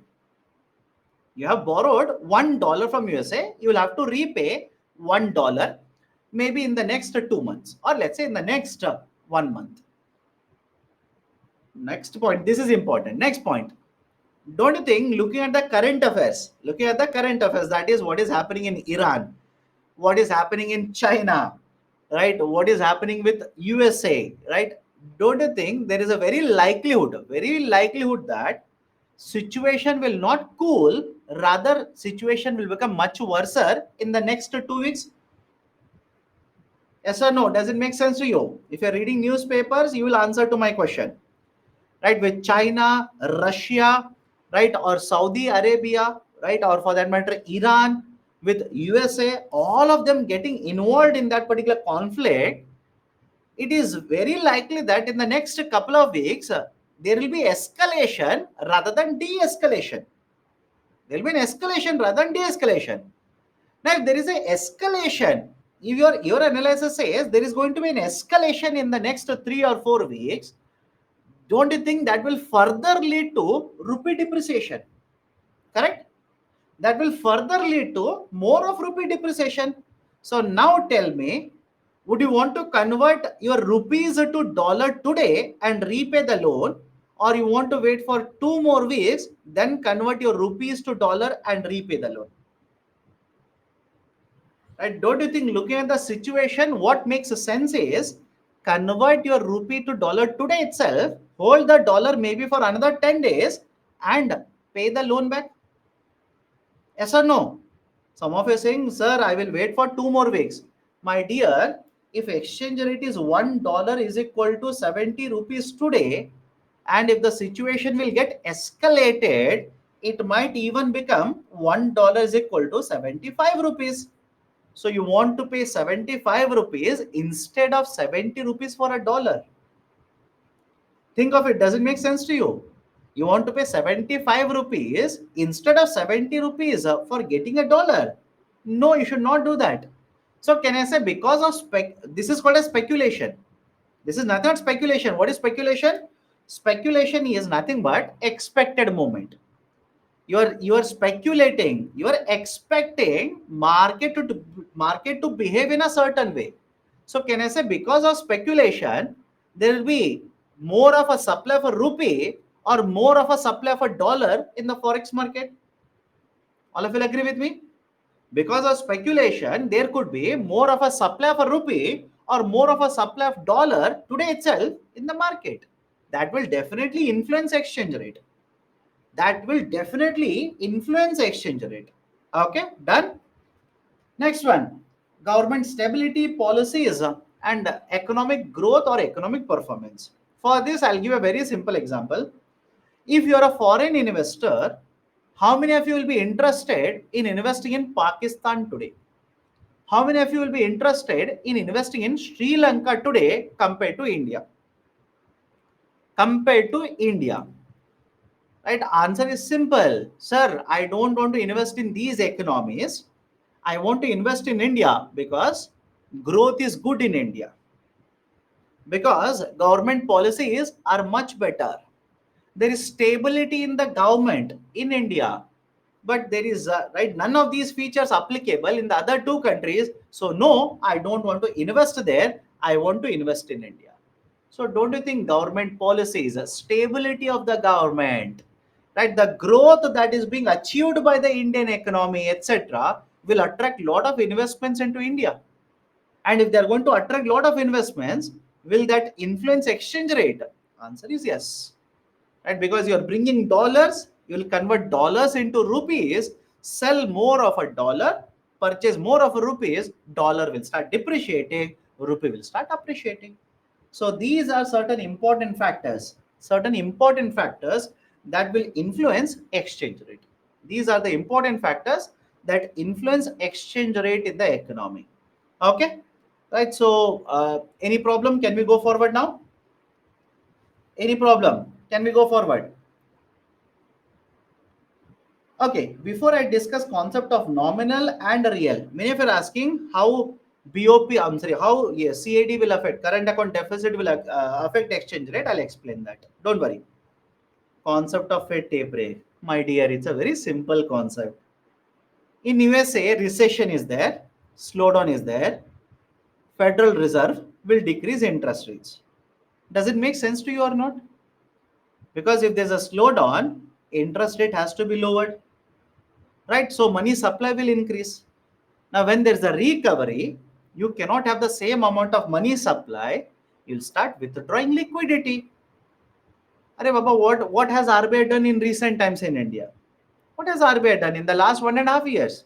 Inflation is very high. I don't want to keep same amount of money. I will withdraw money. How? Increase interest rates. Right? Has RBI not increased repo rates in India in the last 1.5 year? Right? Tell me, how many of you have read the newspaper articles that are given last Friday? Let me know how many of you have read the newspaper articles that are given on the last Friday. Was there one article regarding impact of monetary policy transmission? Yes or no? What is the impact or what is this monetary policy transmission in the context of lending rate as well as borrowing rates? Read. right? Otherwise, you will become only collectors. Collectors of what you decide. Okay, so argument is simple. If inflation starts to increase, recovery is there in the economy, central bank cannot sit quietly. Central bank has to increase interest rates. And earlier we have discussed if there is a rise in the interest rates in a particular country, that becomes much more attractive. Foreign investors in India will withdraw their money, take the money out of India, invest in USA. That's it. As a result of that, rupee will start getting depreciated in India. Hence, RBI using its forex reserves will start selling dollars, right, and start purchasing rupees. That is the role of RBI. Okay. Now, many of you are asking what is the impact of this concept of balance of payment or current account deficit. I'll come back to this. Please don't worry. I'll come back to this. Let me connect to you the idea of a current account deficit, how it will affect exchange rate. Then we can go back to the nominal, real, nominal effective, real effective, etc. Let's start. Okay, balance of payment. Point number one, what do you mean by balance of payment? What do you understand by balance of payment? Balance of payment is a record of transactions. It is a record of transactions between India and the rest of the world. Is the definition okay with all of you? I'll repeat it. The balance of payment is simply a record of transactions. It's a record of transactions between India and the rest of the world. Or else, one more definition I'll give you. Balance of payments will give you the details of all the imported transactions. Imported transactions means all the transactions that have led to inflow of dollars into India, as well as export transactions. That is, whatever transactions have led to outflow of dollars. Is the second definition okay with all of you? Please do let me know. Is the second definition okay with all of you? One definition is it is a record of transactions which are conducted between India and rest of the world. For example, many of you will ask me, sir, what kind of transactions are there? Can I say remittances? Yes or no? Remittances. Remittances which will come into India, remittances which will go out of India, right? Or let's say imports, which will lead to outflow of dollars, exports, which will lead to inflow of dollars, foreign investors investing in India, Indian investors investing outside India. So all these are basically import as well as export transactions. That was the second definition. Balance of payment is a record of all the import as well as export transactions. Point number two, who will prepare balance of payments in India? The balance of payments is prepared by Reserve Bank of India, RBI. The BOP, balance of payments transaction report or record, is prepared by Reserve Bank of India. RBI maintains a BOP transaction record. Point number three. Point number three. This was the first one. This was the second one. Third point. As per RBI, historically, the balance of payments will consist of two accounts. I'll repeat the statement. As per RBI, right, which it is published even today also. The balance of payment will consist of two accounts. One is called as a current account and the second one is called as a capital account. Right now, IMF, International Monetary Fund, IMF says not two accounts. In fact, there are three accounts. What is the third account? Current account, capital account, as well as financial account. Is it okay? I'll repeat it again. As per RBI generally publishes a balance of payment record consisting of only two accounts. One is a current account, capital account. Whereas IMF says, no, there are not two accounts, there are in fact three accounts. One is a current account, second one is a capital account, a third one is a financial account. What RBI does is, it will club capital account as well as a financial account and provide it as a single account. Current account individually, RBI will club capital as well as financial account and give it as one account. And so this is basically the idea. Now, what is the basic difference between a current account and a capital account? Current account will generally consist of transactions which will have an impact on national income. I'll repeat the statement. Current account generally consists of the transactions which will have an impact, right? Which will have an impact on, right, the national income. Whereas capital account will consist of all those transactions which are associated with assets or liabilities, right? Investments, assets or liabilities. Generally, those are present within the capital account. For example, please do let me know. Think of it and please do let me know. Can I say, if you are going to export as well as import, it will have an impact on national income of India? Let me know. It will have an impact on national income of India. Of course, yes. What if you're going to earn? You're a software engineer. You'll go to USA for 3 months. You're going to earn money there. Bring the money back into India. Will it have an impact on the national income of India? Think of it. Right, the second and third class. In fact, third and fourth class to be more precise. Third and fourth class. It will have an influence on national income. Yes. If you're going to invest in USA, you have certain assets in USA, you will earn money on these investments. Will it influence national income of India? Of course, yes. So I hope you understand all these concepts we have discussed. Right? If you ask me, sir, where have you discussed? Please go to the concept of national income. National income, that is NNP. You will see that there is a component called as a net factor income from abroad. Net factor income from abroad, right? That is the factor income that you have earned as a company outside India. Factor income as an individual in the form of salaries that you have earned outside India. Factor income in the form of returns on your investments earned outside India. All those components will have an impact on national income. So current account transactions are those transactions which are generally having an impact on national income, whereas the capital account transactions will generally cover investments, assets as well as liabilities. For example, can I say you will borrow from external market under external commercial borrowings, ECB. You'll borrow from an external market under the concept of external commercial borrowing. Can I say it is going to create a liability in India? Yes or no? ECB is going to create a liability in India. And if it is going to create a liability in India, I don't you think automatically it should fall under the concept of capital account. Correct? A foreign company will come into India, invest and set up a new manufacturing facility. They will invest and set up a new manufacturing facility. Is it not asset created? So that is counted as a part of capital account. A foreign investor will come to Indian stock market, invest in the Indian stock market, purchase the shares or purchases government bonds. Are these not financial assets? Right? So whenever you are talking about liabilities, assets, investments, etc., it will come under the concept of capital account. So one is a current account, second one is capital account. Now, both current account as well as capital account are further divided into two parts. One, under these, which are the transactions which will bring dollars into India, and which are the transactions which will lead to outflow of dollars from India. Is the logic okay? Which of the transactions will bring dollars into India, and which of the transactions which will lead to outflow of dollars from India. For example, you are going to USA, let's say you will send money back to your parents. Very simple example. You tell me where it will fall. You are going to USA, you'll send remittances, money back to your parents. Can I say it is not creating any asset nor it is creating any liability? It has to be under the current account and specifically under the revenue side. All of you agree?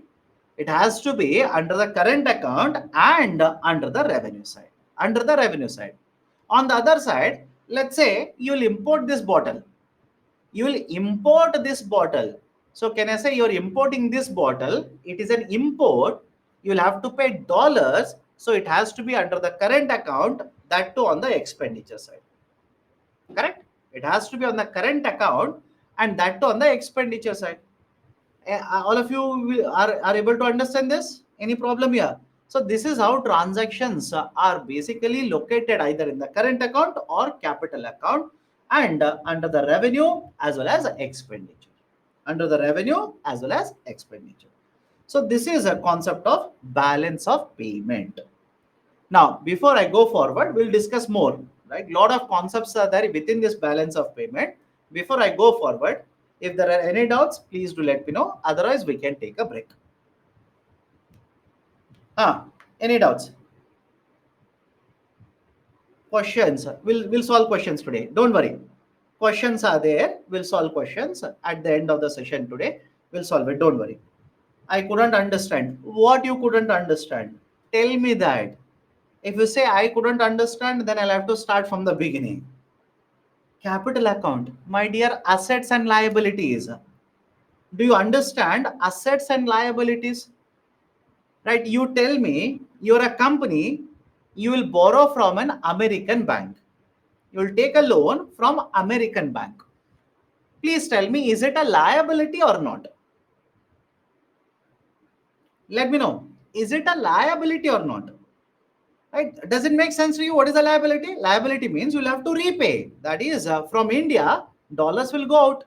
So one, if it has to go out, it has to be under the expenditure side. And is it a current account or a capital account? Liability means it has to be capital account. So you'll keep it under liability, right? Or capital account, you'll keep it under this. Okay.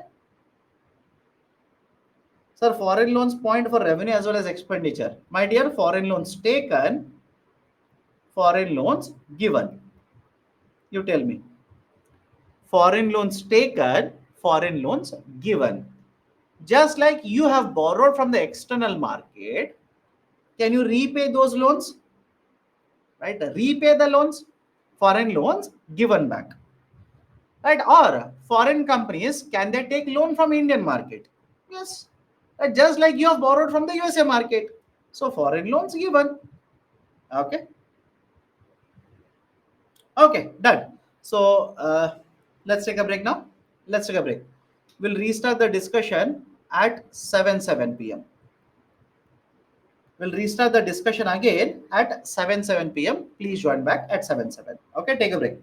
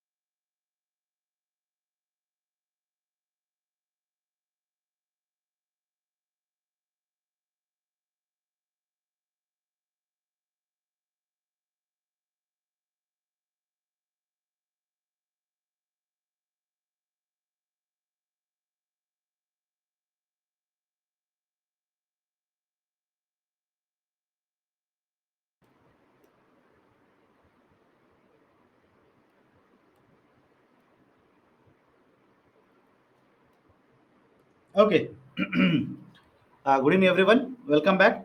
Am I audible? Please do let me know. Am I audible? Okay, done.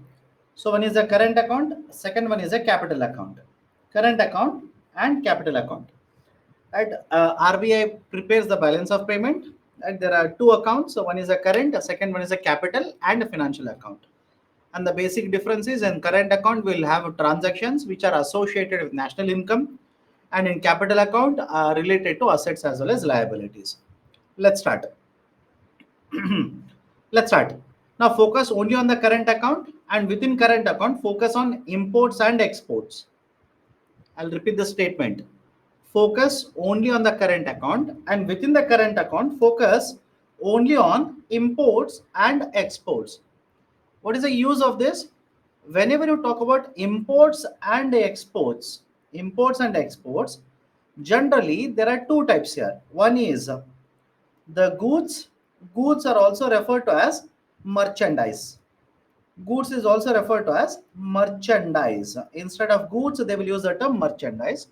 And the other one is services. Other one is basically the services.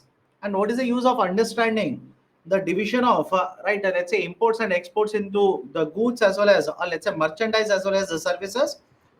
Focus on this very carefully now.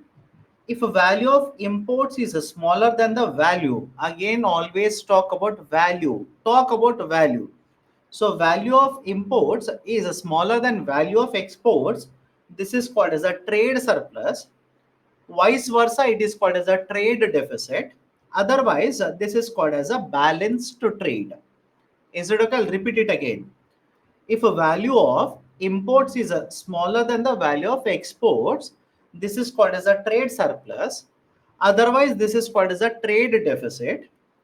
Right? And if both the values are same, that is value of imports is equal to value of exports, it is called as a balance to trade. All of you okay with this first classification? Anybody has a problem? Why it is called as a surplus? I'll just throw numbers, look at it and let me know whether this makes sense or not. Let's say value of imports is $100. Value of exports is, let's say, $180. So can I say whenever there's a trade surplus, there is a net inflow of dollars into India. I'll repeat it. Whenever there's a trade surplus, there is a net inflow of dollars into India. And vice versa, can also say whenever there's a trade deficit, there is a net outflow of dollars from India. Because of the trade, there is an outflow of dollars from India. And some of you are asking, sir, why do you always talk about value here? Why not volume? My dear, please think of it very carefully. Can I say, just I'll take a very simple example so that you understand. Can I say, what is the value of 1 kg of gold is much higher than value of 1 kg apple? All of you will agree with me? What is the value of 1 kg of gold is much higher than value of 1 kg apple? So please tell me, should you be worried about the value of imports and exports or volume of imports and exports? You might export, let's say 50 kg apple. You might export 50 kg apples. On the other side, if you import 1 kg gold, don't you think you will spend more money on import compared to how much you are going to earn on exports? So that is the reason always in the context of imports, exports, etc., until and unless they will specifically tell you. Until unless they tell you specifically, do not focus on volume, focus on value. Focus on value. So if value of imports is smaller than export, it is called as a trade surplus. And if it is vice versa, this is called as a trade deficit. And if it is equal, at value of import is equal to value of export, it is called as a balance to trade. Now, what is the context of India, right? What is the numbers in the context of India? Please understand the point here. India, with some of the countries, has a surplus trade. I'll repeat the statement. Understand it. India, with some of the countries, has a surplus trade, and with many trading partners has a trade deficit.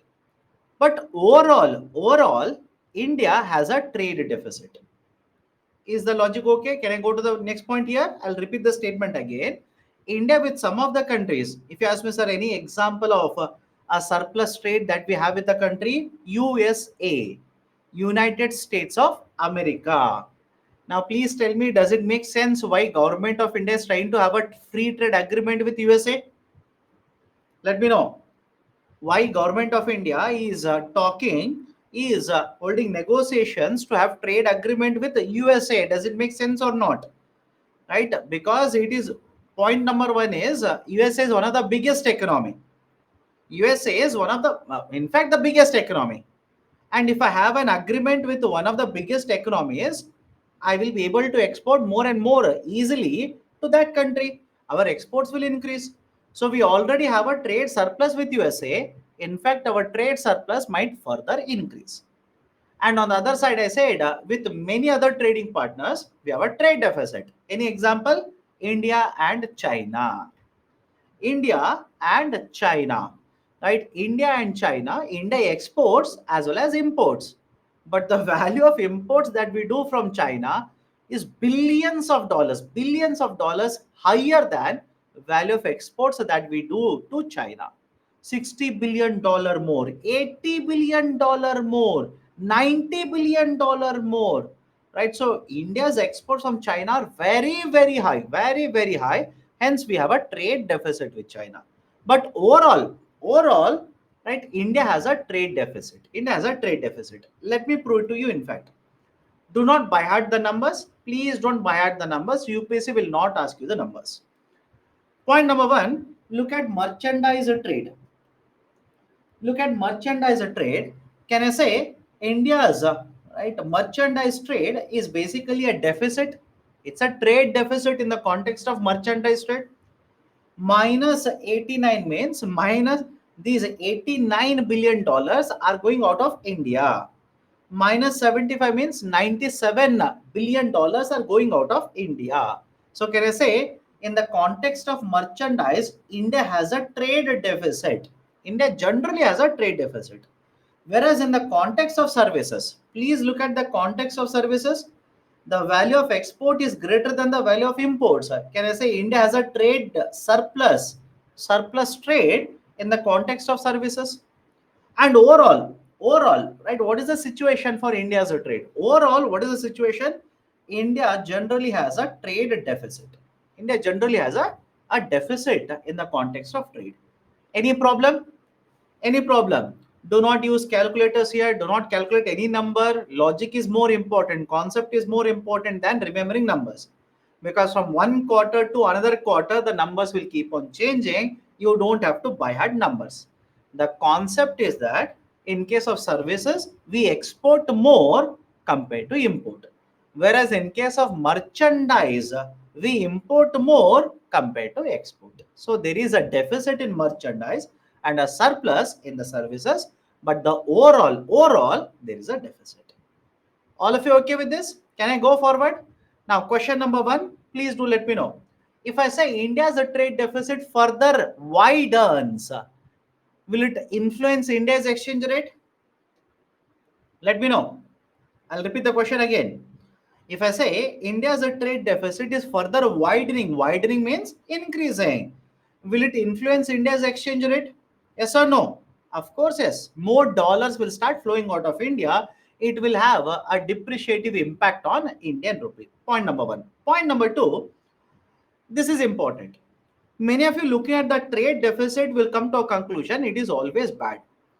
Please understand this, trade deficit is not always bad. It's not always bad. Why? India does not have access to all the resources that it needs within the domestic market. I'll repeat the statement. India requires lot of resources, that is inputs, to become a developed country, but we don't have all the resources. We do not have all the resources in India. So what is the outcome of it? The outcome is whether we like it or don't like it, we will be dependent on the imports. We will be dependent on the imports.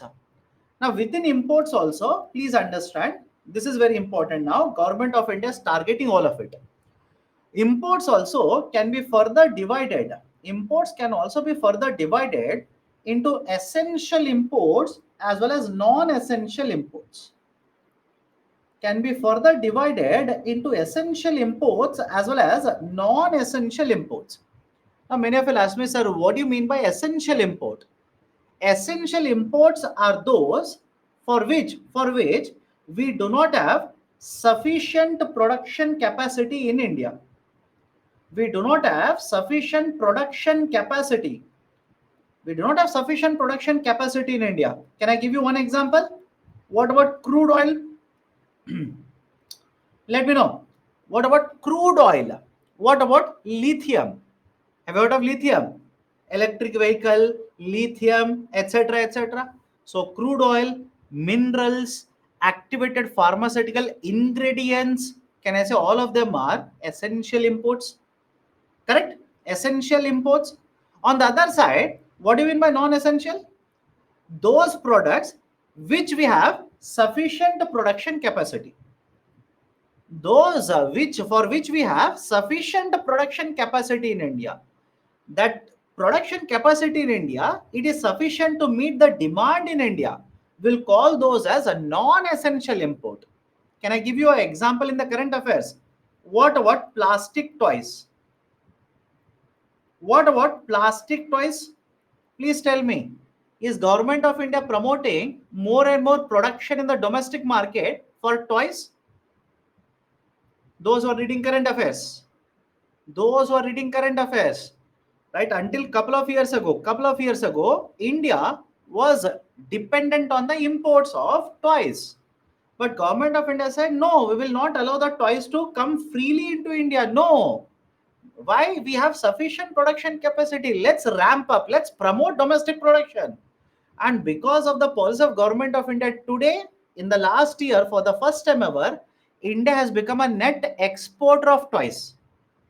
Read about that. Suddenly, UPC can ask you a question on that. Right? Government of India's policies have made India for the first time ever a net exporter of toys. Net exporter of toys. Which means today we have sufficient production capacity in India to meet whatever is the demand in India. So can I say non-essential imports are those for which we have a sufficient production capacity. We don't have to import it. Right? So essential as well as non-essential. Now, based on this, can I simply say if the trade deficit is mainly because of essential product, nothing wrong with it. We have to reduce it, but nothing wrong with it because these are essential imports. But majority of your trade deficit is because of non-essential import, then Government of India has to take measures, has to take reforms in order to reduce the trade deficit. All of you agree with me? Does it make sense to you? Right, so this is basically the concept. Right, remember this. These are the basic important points. UPC can ask you this. UPC can very well ask you about this. Okay, done. So this is one component within the current account, exports as well as imports. Now let me focus on the full current account. Let me focus on the full current account, complete current account. Focus on the complete current account. We have exports, we have investment income, we have compensation, remittances, etc. If the complete current account revenue side is greater than the expenditure side, if the complete current account revenue side is greater than the expenditure side, I'll refer to this as surplus in the current account.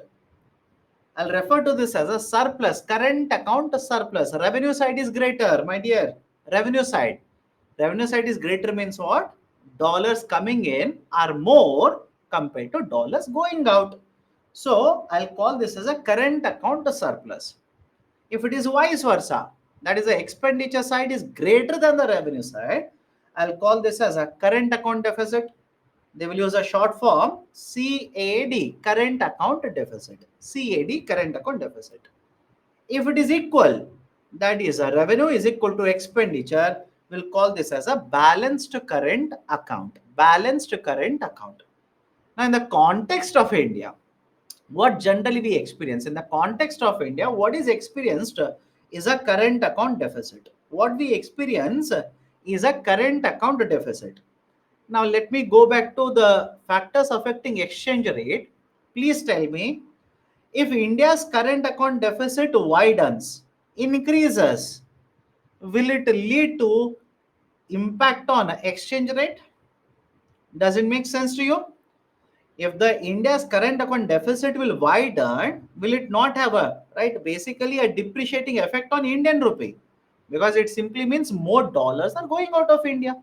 And if current account deficit will become narrower, it will become smaller and smaller. Don't you think the impact on exchange rate will also become smaller? Right. So at least now all of you are okay. That one factor we had skipped, that one factor affecting exchange rate we had skipped. Now even that factor we have covered. Okay, even CID will have a huge impact on right currency exchange rate or rupee exchange rate. Now this is basically a concept of current account deficit. But please understand this. Generally, in case of India, we have a CAD. Now, if you have a CAD, what does it mean? What does it actually mean? It simply means if the revenue side is, let's say, $100 billion, the expenditure side, I'll just throw arbitrary number here, let's say, is $150 billion. So looking at these numbers, can I say current account deficit here is $50 billion? All of you, please participate. Look at this. Can I say current account deficit is $50 billion? Now, how do we address it? If there's a CAD, how do we manage it? Because you cannot print dollars in India. That's a fact. You cannot print dollars. How do we manage it? Thankfully, in the context of India, there is one more account, capital account. There is one more account, capital account, right? So in capital account, right, in recent times, can I simply say because of government policies, post 1991 LPG reforms, FDI reforms, etc., we'll understand them as we go on. There is a huge inflow of dollars into India. Yes or no? There's a huge inflow of dollars into India. Foreign investors want to invest in Indian market. Foreign companies want to invest in India.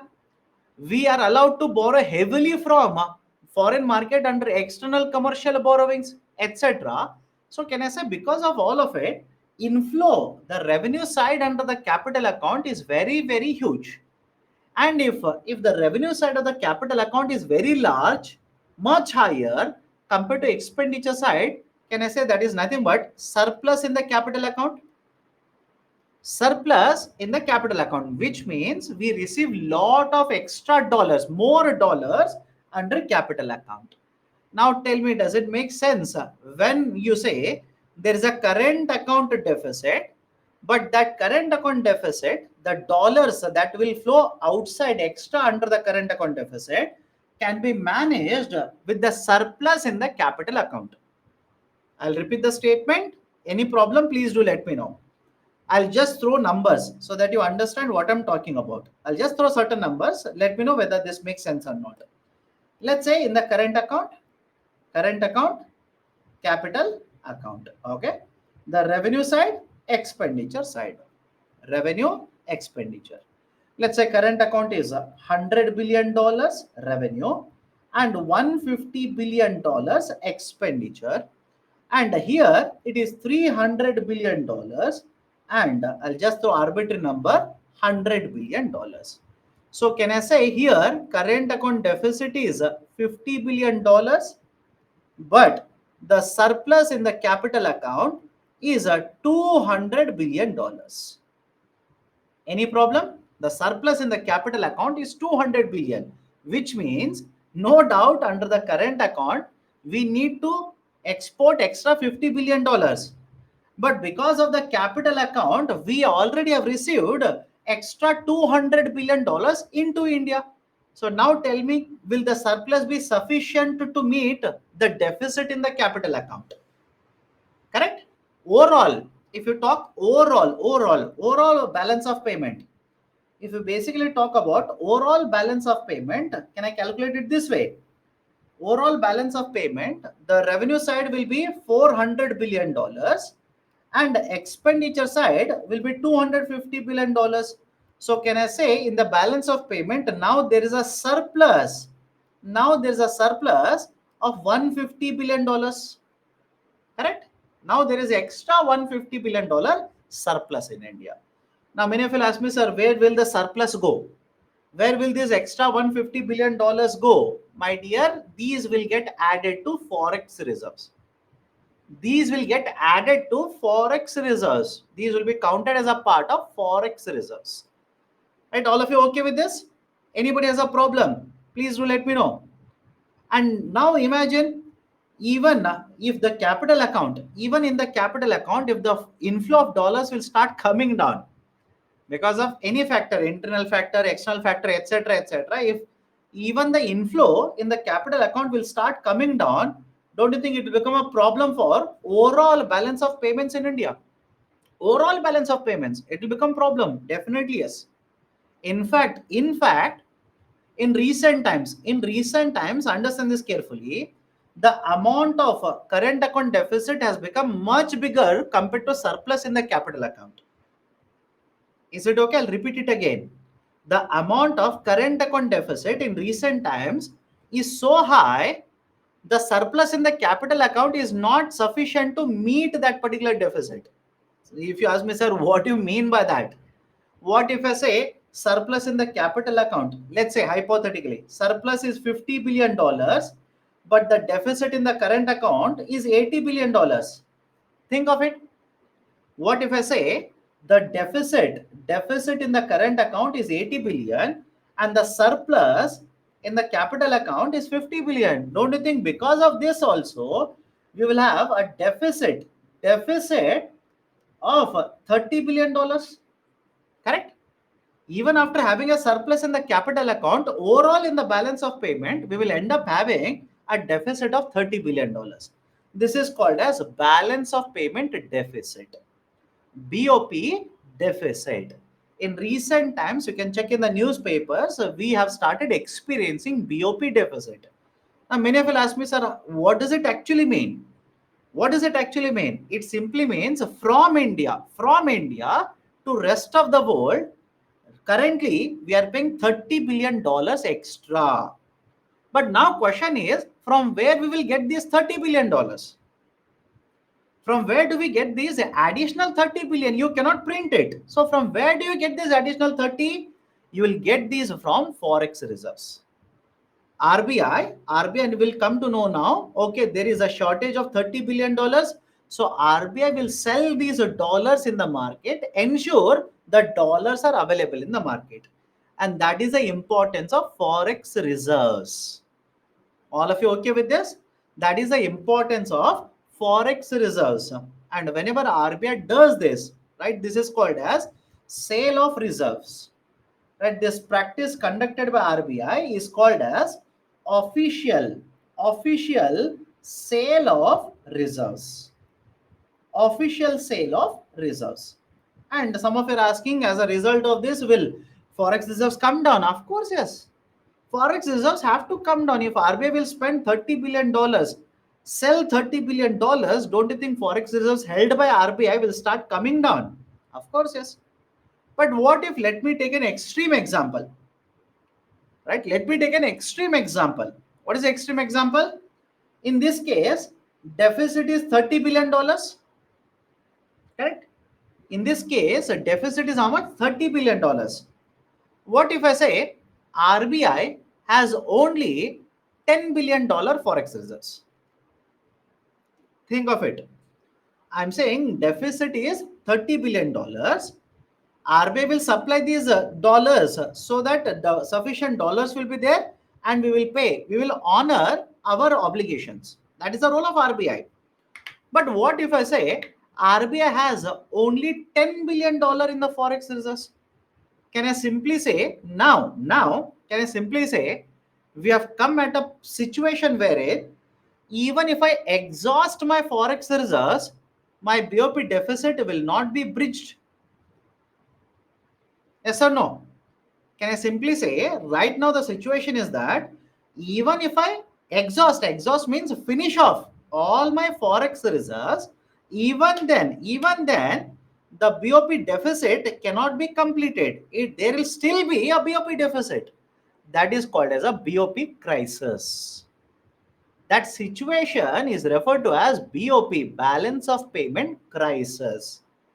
Right? For example, please tell me, have you seen the crisis in Sri Lanka very recently? Correct. In the last 2 years, has Sri Lanka faced this crisis where they've exhausted all the dollars that they have, but even then, they're supposed to repay, let's say, a loan. They're supposed to pay for imports. They're supposed to pay for, right, etc., etc.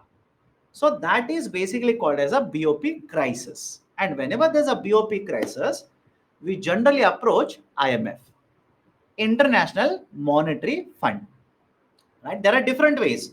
For example, even before the crisis, RBI can enter into agreements with central banks of other countries. They can enter into agreement with the central banks of other currencies where RBI will get access to dollars, dollars from the central bank from other countries, swap agreements. This is basically called as a swaps. Swaps means RBI will say, I will give you rupees, you give me equivalent value of dollars. Equivalent value of dollars, you give me for 3 years, for 6 years, etc. These are called as swap agreements. That is one option available with RBI. Another basic option is if that is also exhausted, you do not have any dollars, etc. Then you can approach International Monetary Fund. You can approach right IMF, borrow from IMF based on your requirement. Okay, so this is basically the concept of BOP deficit, BOP surplus, and BOP crisis. The last time India faced a BOP crisis, the last time India faced a BOP crisis back in 1991. I'll repeat the statement. The last time India faced a BOP crisis was back in 1991. After that, we have made a changes in lot of our policies, as a result of which today, over a period of time, we have we have created a huge amount of forex reserves. I'll repeat the statement, understand this carefully. The last time India faced a BOP crisis was back in 1991. And during 1991, when we faced a crisis, we took loan from IMF. We have repaid it. We have repaid it. Post 2000, we do not have any, let's say, the loan repayment pending to IMF. We do not have any loans pending. We have repaid it. After 1991 crisis that we faced, we have basically created so many policies, implemented so many policies. As a result of all of these policies, the amount of forex reserves that is there with RBI, it's very high today. Right? We have crossed $500 billion worth of forex reserves. At one point of time, we had $650 billion worth of forex reserves, right, etc. So the amount of forex reserves is very high with the Reserve Bank of India today. Okay, that is more than sufficient to take care of, right, any kind of a requirement that India will have in terms of getting access to dollars. Is it okay? Can we go forward now? Everybody is okay with this? Let me know. Everybody is okay with the table now, right? What is the current account? What is capital account? What is surplus? What is deficit? What is a crisis? What is the role of RBI? Why should we have forex reserves? All of these points should be very clear to you. Very clear to you. Okay. Now, if there is a balance of payment deficit, BOPD simply means BOP deficit. If there is a balance of payment deficit, how do you try to basically solve this BOP deficit? First one is promote more and more exports. Promote more and more exports. Second one is reduce imports. Promote more exports, reduce imports. And within the imports, target non-essential imports. Within imports also, target non-essential imports. Because essential imports, very difficult to contain them, very difficult to stop them. But non-essential imports, you can promote domestic manufacturing, you can contain import of non-essential import. Doing above simultaneously, that is promote exports, try to contain non-essential imports, etc. Doing above all of them simultaneously. Encourage more FDI as well as FII. FDI stands for foreign direct investment. Now, please do not worry, do not panic about what is foreign direct investment, what is foreign institutional investment. Please don't worry about it. Second one is FII, foreign institutional investment. Foreign institutional investment. When we discuss investment models, we will discuss what is FDI, what is a FPI, what is FII, what is NIMZ, etc. etc. We'll try to discuss all of them. Okay. We can go for currency devaluation. We can go for currency devaluation. For example, sir, has India devalued currency at any point of time? Of course, yes. During 1960s, we have devalued our currency. During 1991-92, we have devalued our currency. Now, what is the importance of devaluation of the currency? Please understand this. Can I say, whenever you devalue your currency, imports will become very costly. Imports will become very costly and exports will become more competitive. Yes or no? When you devalue a currency, imports will become very costly and exports will become more competitive. Why do we actually promote it? A country which is facing crisis, especially BOP crisis. I'm talking about a country facing BOP crisis. If they go for devaluation of the currency, it is expected that because the country is in crisis, imports will come down and exports, right, will start increasing. That will kickstart inflow of dollars, excess of dollars into the country. That is a precise reason. Whenever a country is facing a crisis like this, they recommend that go for devaluation. Go for devaluation. In fact, I'll give you one more very important aspect related to devaluation. Whenever you devalue, you expect investments to flow. You expect investments to start flowing in your domestic market. You expect investments to start flowing in your domestic market. Some of you will ask me how. How is that possible? I'll take a very simple example. Imagine you're sitting in USA. Okay, you've earned huge amount of money. You're sitting in USA. Right now, the exchange rate is $1 is equal to 60 rupees. Because of the devaluation, let's say it will become $1 is equal to 70 rupees. Now, please tell me, does it not mean if you bring your money into India, keep in bank accounts, you will get more interest on the investments that you have made? Listen carefully to my question. If the exchange rate was $1 is equal to 60, and because of devaluation it will become $1 is equal to 70, you are bringing dollars only, but by converting them into rupees and keeping bank deposits, instead of 60 rupees, now your deposit will become 70 rupees. So don't you think your earnings, interest, etc. on this will start increasing? That is also expected. This is also expected to happen. And don't you think because of this, you can easily receive lot of dollars from your expatriates? Expats. They'll simply use the short form expat. Expat is nothing but expatriates.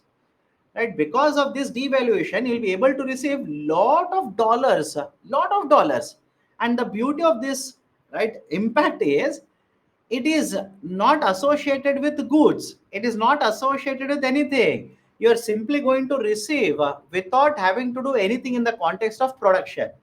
By just devaluation, you'll be able to receive lot of dollars from your expats, and dollars will form part of forex reserves. So you can start building your forex reserves. That is the reason it has a twofold. It has a twofold impact whenever you do this. But please understand a normal country, for example, many of you look at it and say, in that case, India should also go for devaluation. If India will go for devaluation, please tell me, will China accept it? Already there is allegation that China is devaluing its currency. Will China accept it? Because if you devalue your currency, your exports will become more competitive, imports will become more costlier. China will not accept it. Will USA accept it? No. Will UK accept it? No. What if they also go for devaluation? Now, don't you think it is nothing but a competitive devaluation? You are also devaluing. They are also devaluing. So will this not lead to a race of competitive devaluation? And who is going to get the benefit? Nobody. Everybody starts losing in such a race. Everybody starts to lose in such a race. This is called as currency war. Currency wars. Right? One way a currency war can happen is this way. You will go for devaluation. No logical reason. Your trading partner will also go for devaluation. Their trading partner will go for devaluation. Right? There is a competitive devaluation in the whole system then. Right? That will lead to currency war. Right? In fact, one of the author says the currency wars, or for generally the trade war, currency war, etc. It is like, I'll give you a statement. UPSC will not ask you this, but understand the meaning of it. A currency war or a trade war is like, right, in a group of people where everybody has a gun, one will take out the gun and start shooting, which means everybody will start open firing. All of you understand the point I'm trying to make here? A currency war or a trade war is like a situation where group of people are there, everybody has a gun. If one will take out and start firing, everybody will open fire. And you tell me, because of that, who will win? Don't you think in that particular group, everybody will end up losing? Because everybody will end up shooting each other. That is a basic argument. Right? If you've understood, good. Otherwise, leave it. UPSC is not going to ask you that. Okay, done. So currency devaluation and long-term way out. Always remember this. The long-term way out of this BOP deficit is always promote exports. Always promote exports. Why? Understand this. Many of you will simply say, but sir, by controlling import also I can control BOP deficit. Good. By controlling import, you can control BOP deficit. But by promoting exports, can I simply say you are creating employment in India? Yes or no? Are you not creating employment opportunities in India? That's one. Second one, by promoting exports, don't you think that will add to a lot of capital formation as well as investments in India? Correct? That will add to a lot of capital formation as well as investments in India. What about contribution to GDP? What about contribution to GDP? Of course, as contribution to GDP will also start increasing. So I hope you understand, rather than controlling imports, a better way to promote or come out of BOP deficit is to promote exports. As much as possible, promote more and more exports. Done? So these are certain important points regarding how do you control, how do you take care of balance of payment deficit. Can we go forward now? Can we go forward? Any issue? Okay. Now, there's a concept called as convertibility. Okay, there is a concept called as convertibility. What do you mean by convertibility? Let me start. A basic concept. Again, some of you are saying, sir, you have left out the nominal and real. We'll discuss that also. Please don't worry. I will not leave anything out of this slide. I'll discuss all of them. Please don't panic. What is this concept of convertibility? Convertibility means how easily, without any restriction, I repeat, convertibility means how easily, without any restriction, can you convert your domestic currency into foreign currency and foreign currency back to your domestic currency. Is it okay? I'll repeat it again. What do you mean by convertibility? It refers to how freely, without any restriction, can you convert your domestic currency into foreign currency and vice versa. That is foreign currency into domestic currency. And whenever you talk about convertibility, there are two types. One is called as fully convertible. Second one is called as partially convertible. One is called as a full convertibility. Second one is called as a partial convertibility. What do you mean by full convertibility? Full convertibility simply means there are absolutely no conditions or no restrictions over converting your domestic currency into foreign currency and foreign currency into domestic currency. Is it okay? I'll repeat it again. What do you mean by full convertibility? No restrictions, no conditions over converting your domestic currency into foreign currency and foreign currency into your domestic currency. Sir, any example of it? Please remember, currently, right now, capital account, right? I'm sorry, the current account. Right now, the current account is fully convertible. Right now, the current account is fully convertible. For example, sir, what do you mean by this? Imagine you want to export a product. You want to export a product to USA, which means once you export the product, you will get the dollars, correct? You will get the payment in terms of dollars. Now, is there any condition, right? Is there any condition or converting these dollars into rupees? Government and RBI say no. There's absolutely no condition, no restriction. You have exported, you have received dollars, go to the forex market, sell dollars, that is pay dollars, and convert and receive in terms of rupees. So all of you okay with this process here? Please do let me know. All of you okay with this? There is no condition, there is no restriction. Whatever dollars you have received, go to the forex market, sell the dollars, and get equivalent value of rupees. Because there is no restriction or no condition over the conversion here, we'll simply call the current account as fully convertible. We'll call current account as having full convertibility. All of you okay with this? But on the other side, I'll come back to the point number one. Don't worry. I'll come back to point number one. Don't panic. On the other side, in case of capital account, even today, as we speak, there is a partial convertibility in case of capital account. Right? Capital account is not fully convertible. Capital account is partially convertible. Now you'll ask me, what do you mean by partial convertibility here? Let me ask a very simple question. You're a foreign investor. You can bring any amount of dollars in India and invest, let's say, in the stock market and invest in government bonds. Let's say hypothetically. That is not correct, but let's say you're a foreign investor. You have brought in huge amount of dollars and you will invest in stock market as well as bond market. A simple question to you people, if there's a Fed tapering, don't you think your investments withdrawal will create volatility in India's market? Let me know. Right, we've discussed all of it. I'll repeat it again. Let's say hypothetically, there is no restriction. In the capital account, there is no restriction. Hypothetically. As a result of this, what could happen?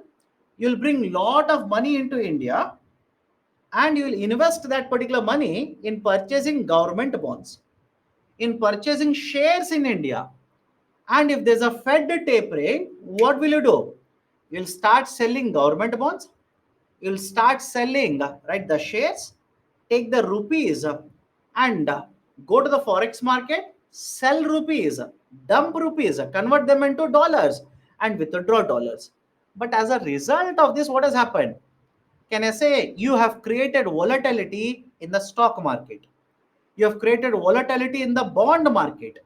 You have created volatility even in the forex market. Is it good for India? No, this is never good. That kind of volatility is not at all good. And that can keep on happening. Look at the situation. If USA will fall into recession, that can happen. If European Union falls into recession, that can happen. If Israel and right, let's say Gaza enter into next level of conflict, that can happen. So argument is, if you have full convertibility in the capital account, it can have a more negative impact on Indian economy. It can create lot of volatility in the capital market, in the money market. That is the precise reason. Please remember this. In capital account, we do not have full convertibility. We have partial convertibility. All of you okay with this? We do not have full convertibility in the capital account. We have partial convertibility in the capital account. Whereas on the other side, in case of a current account, we have full convertibility. But before we introduced a full convertibility in the current account, there was a partial convertibility even in the current account. The methodology that was used by RBI as well as Government of India is very famously referred to as LERMS. liberalized exchange rate management system. Now, what is this concept of liberalized exchange rate management system? Let me explain it. Listen to me very carefully. LERMS is also referred to as dual exchange rate system. LERMS is also referred to as dual exchange rate system. Now, what is this dual exchange rate system? Let me explain it. Listen to me.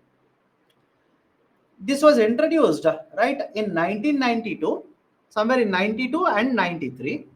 For a couple of years it was there, and from 1993 this was withdrawn, and instead of LERMS we went to full convertibility. Now, what was the concept of dual exchange rate or LERMS? Imagine you have exported. Okay, imagine you have exported and you have received $100. Okay, you exported and received $100. As of today if you receive $100, you can go to the market.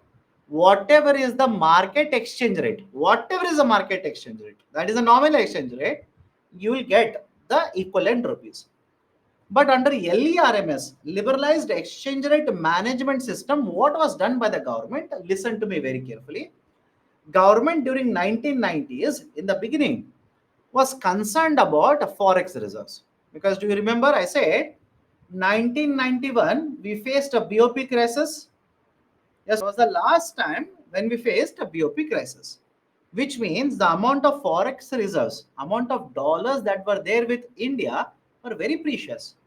Very little, very precious. So government of India decided, let me have lot of control on dollars coming into India as well as going out of India.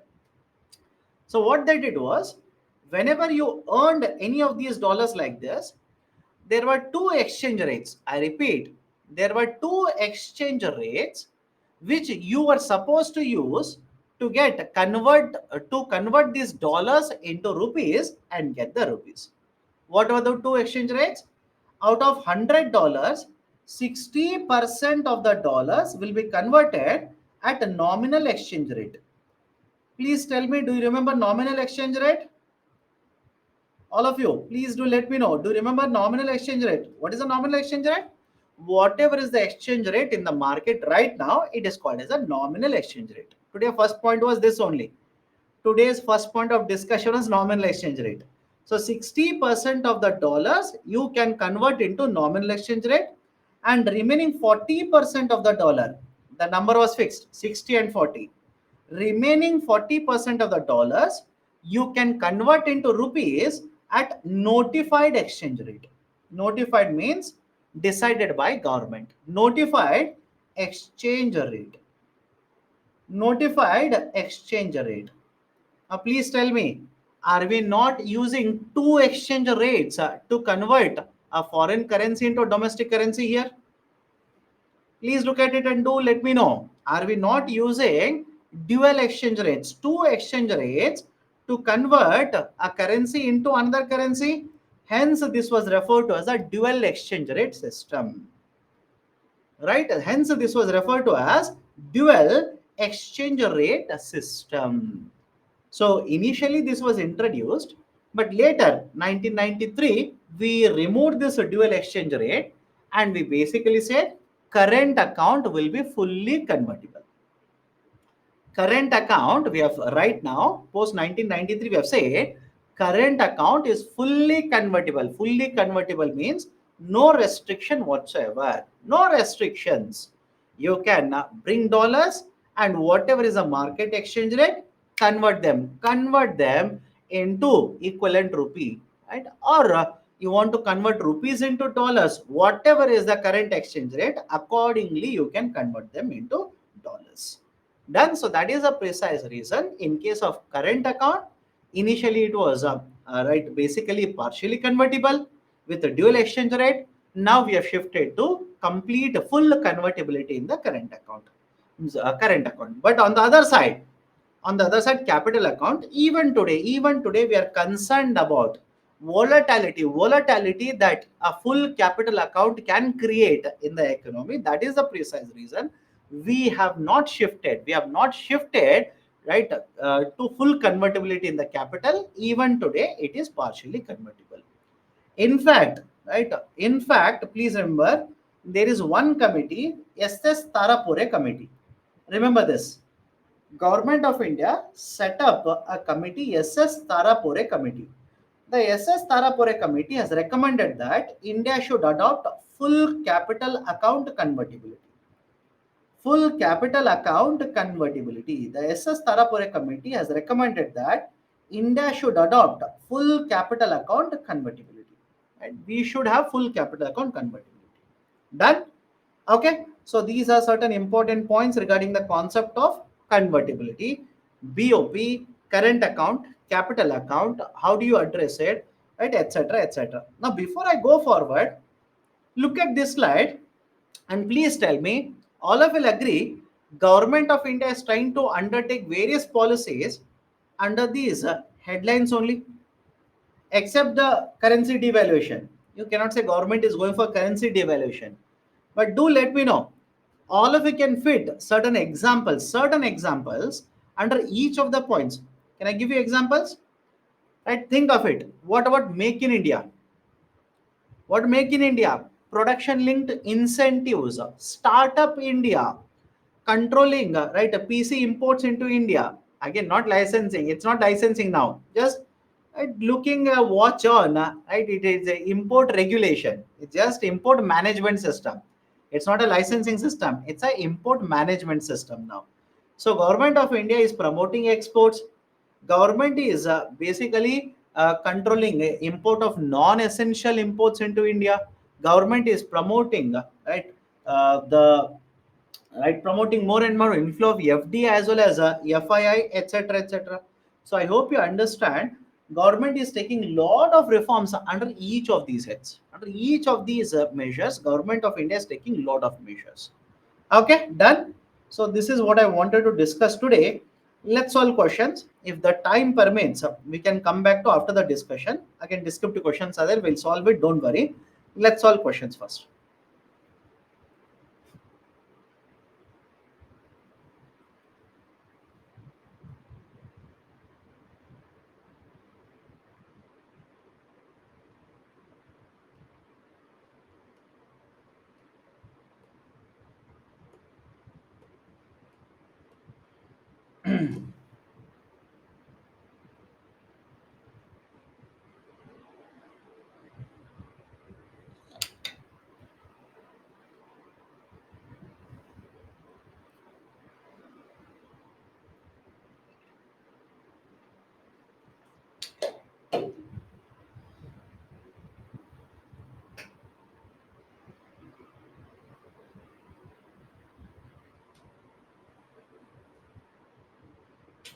Okay, 39% have answered correctly. I believe some of you would be confused with the term International Finance Corporation.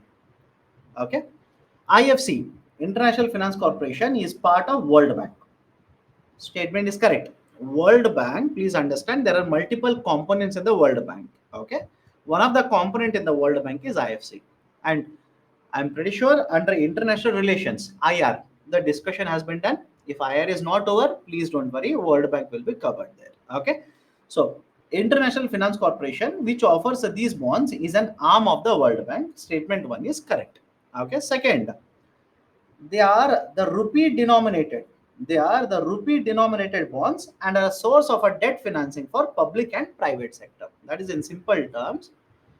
The IFC issued these bonds, collected money in the form of rupees, provided this in the form of loans for public sector and private sector in India. That statement is also correct. Again, many of you simply say, sir, you have not discussed IFC Masala bond. My dear, when I discussed Masala bond, I told you the companies are allowed to issue them, international organizations are allowed to issue them, etc. One such issuance was done by World Bank. That is referred to as the IFC Masala bond. Okay. So right option for the question will be option C, both 1 and 2. Next one.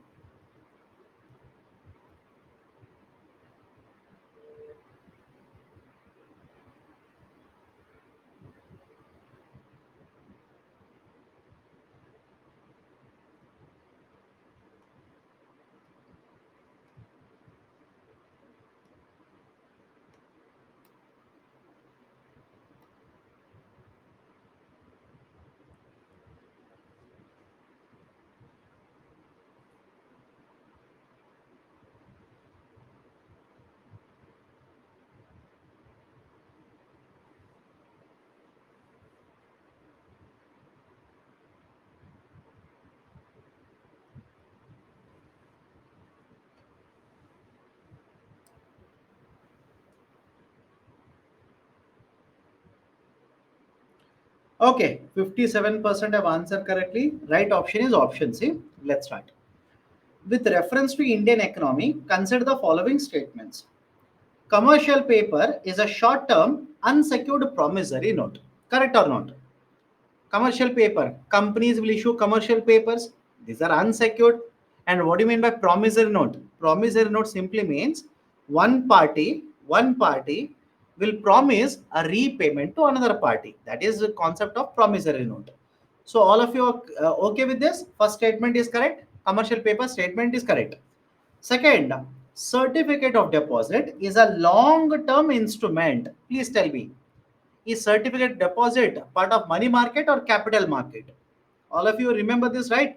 Certificate deposit is a part of a money market. So it is not a long-term instrument, it is a short-term instrument. So second statement is wrong. Third one, call money is a short-term finance used for interbank transactions. Do you remember this? Call money market, right? What is call money rate? Why will one bank borrow from another bank, etc., etc., right? What is notice money? What is call money? Statement 3 is correct. Correct. Fourth one, zero coupon bonds are, right, interest bearing short term bonds issued by the scheduled commercial banks to corporation. Now do not worry about rest of the things, just focus on this part, interest bearing. Please tell me, zero coupon bonds, do they carry any interest or coupon rate? Think of it. Do they carry any interest or coupon rate? No, they do not carry any interest or any coupon rate. So fourth statement is also wrong. So first one is correct, third one is correct. Right option for the question will be option C. Option C, 1 and 3 only. Next one.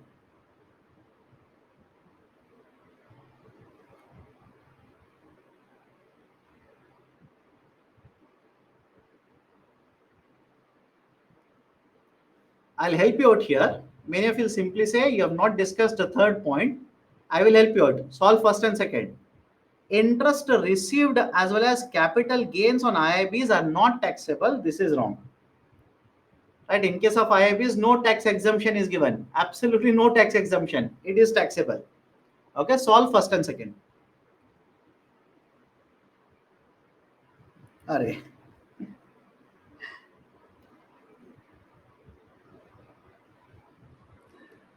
Right. I basically gave out the answer. In the process of helping you out, I only gave out the answer. Okay. Anyways, there's no point in starting the survey now. There's no point. Why? You already know the answer. Because elimination method will be used. Many of you simply eliminate, and say 1 and 2 option A is correct. Good. If you can guess this in the exams, good. But I would recommend do not practice elimination too much. Do not be overly dependent on elimination, because if you have seen the last year paper, let's say this year's prelims paper, UPSC has eliminated the elimination method. The questions that were asked were difficult. In a sense, options were not easy.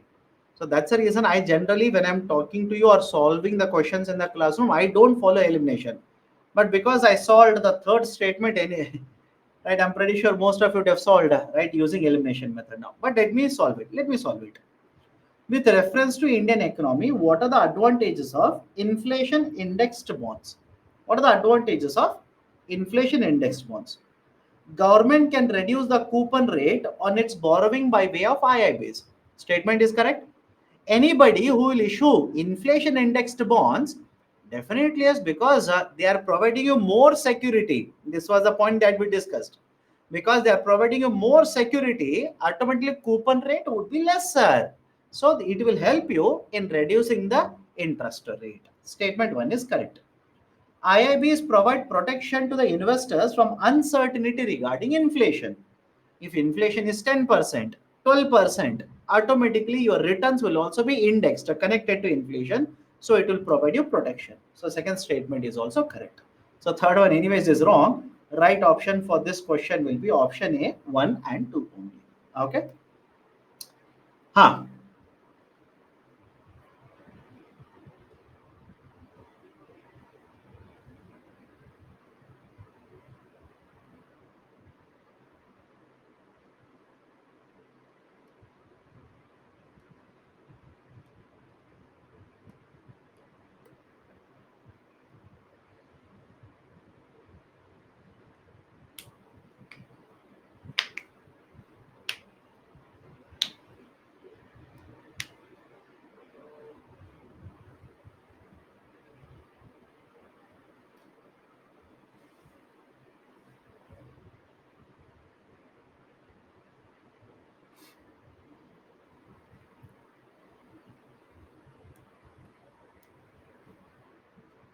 Okay.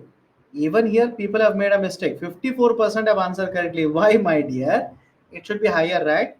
Consider the following markets. How many of the above are included in the capital market? Capital market. What do you mean by capital market? More than 1 year. Let's start. Government bond market. Please tell me. Government bonds, part of the capital or money market?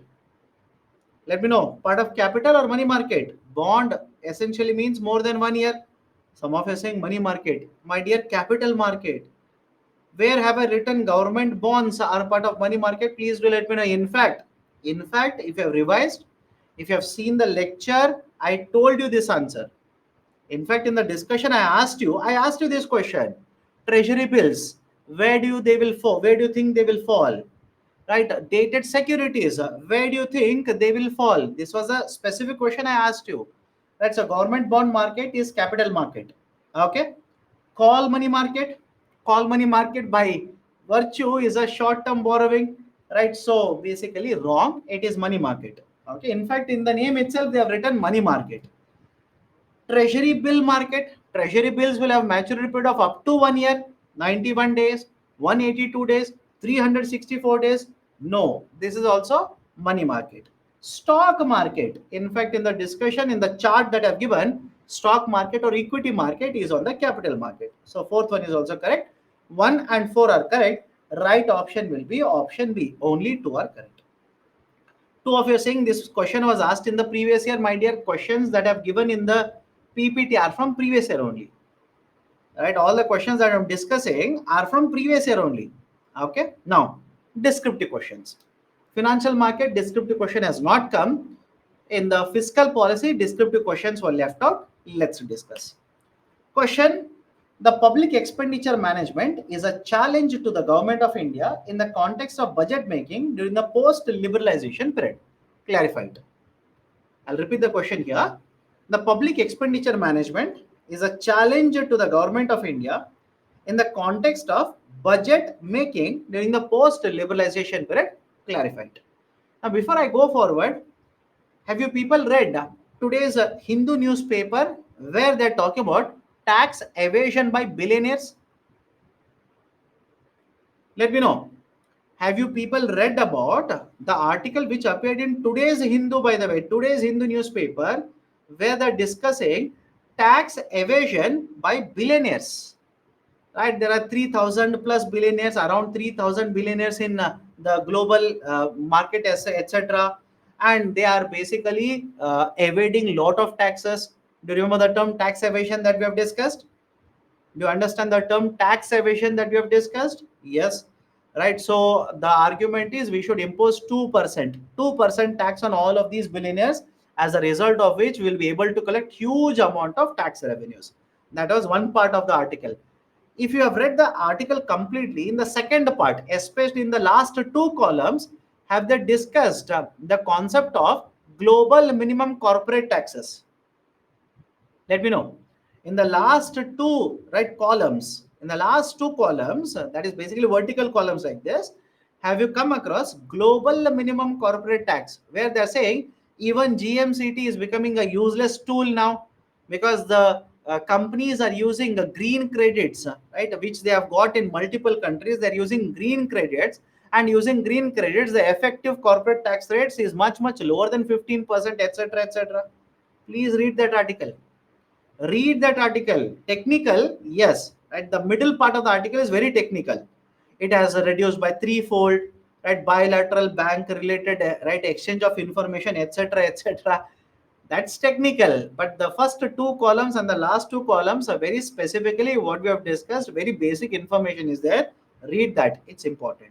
Now come back to the article here. I'm sorry, question here. The public expenditure management is a challenge to the government of India in the context of budget making during post-liberalization period. Clarified. Do not expect answer to this kind of a question in any book. Many will simply say, sir, I will read two books, three books, four books, I'll get all the answers. Absolutely no. You can check 10 books of UPSC, you will not get answer to this question. Why? It is based on current affairs. It is purely based on current affairs. I will show you a static question also. Let me know whether this is a static question or a current affairs question. Look at it and do let me know.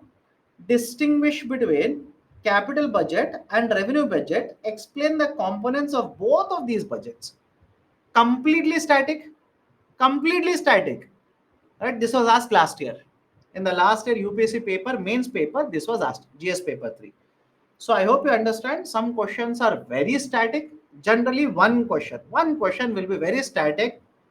You will have to score very good in static question at least. Now come to this question.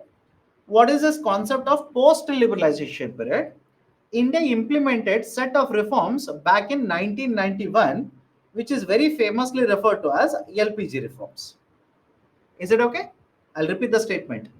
India back in 1991 implemented a set of reforms which is very famously referred to as LPG, liberalization, privatization, and globalization. We have not discussed it. We will discuss it when I take up industries. We'll discuss different policies implemented by the government. We'll discuss. So we have not discussed it. But please remember the point post 1991, that is called as post liberalization. What are the challenges faced by the government in public financial management? That is expenditure management. What are the challenges? Let's go point by point. There are a lot of challenges faced by the government regarding public expenditure management, especially post liberalization period. These are point number one, fiscal deficit. Anybody in the classroom who says a fiscal deficit is not a challenge for government of India even today, do let me know. Fiscal deficit is a very big challenge for government of India.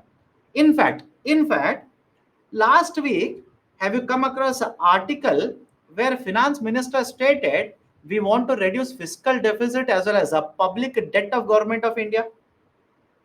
Yes or no?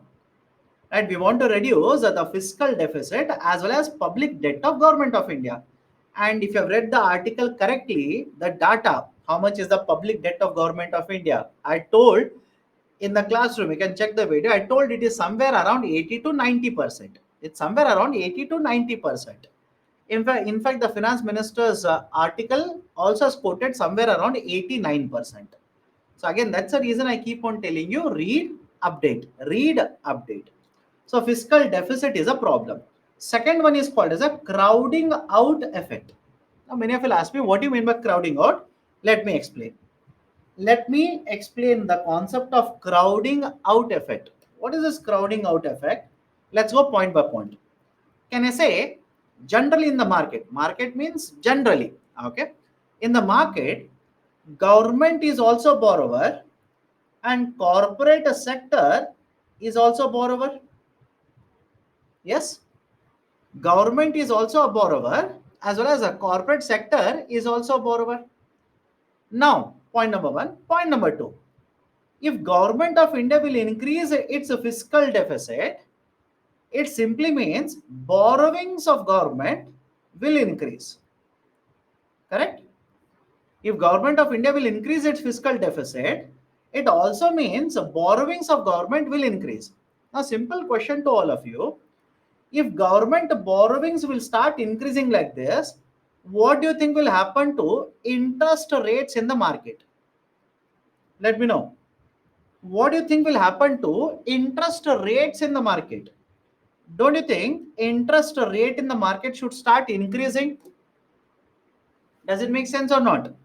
Don't you think? I'll repeat the statement. With more borrowings demand, with the demand to borrow more, right, the interest rate in the market should start increasing.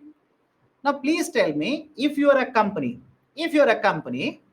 because of this higher interest rate, will it not affect borrowings by you? You also want to issue bonds and borrow. But because government is borrowing more, interest rate will start increasing. You wanted to borrow by issuing a bond offering a coupon rate of, let's say, 6%. Let's say hypothetically, you wanted to issue a corporate bond and borrow at 6% coupon rate. But because government is borrowing heavily, don't you think investors will demand not 6%, they might demand 6.5% from you? Does it make sense or not? They will demand a 6.5%. They will demand 6.7%.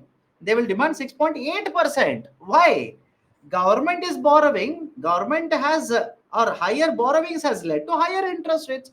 Now, don't you think because of this higher interest rate, some of the companies will basically say, I don't want to borrow? Yes or no?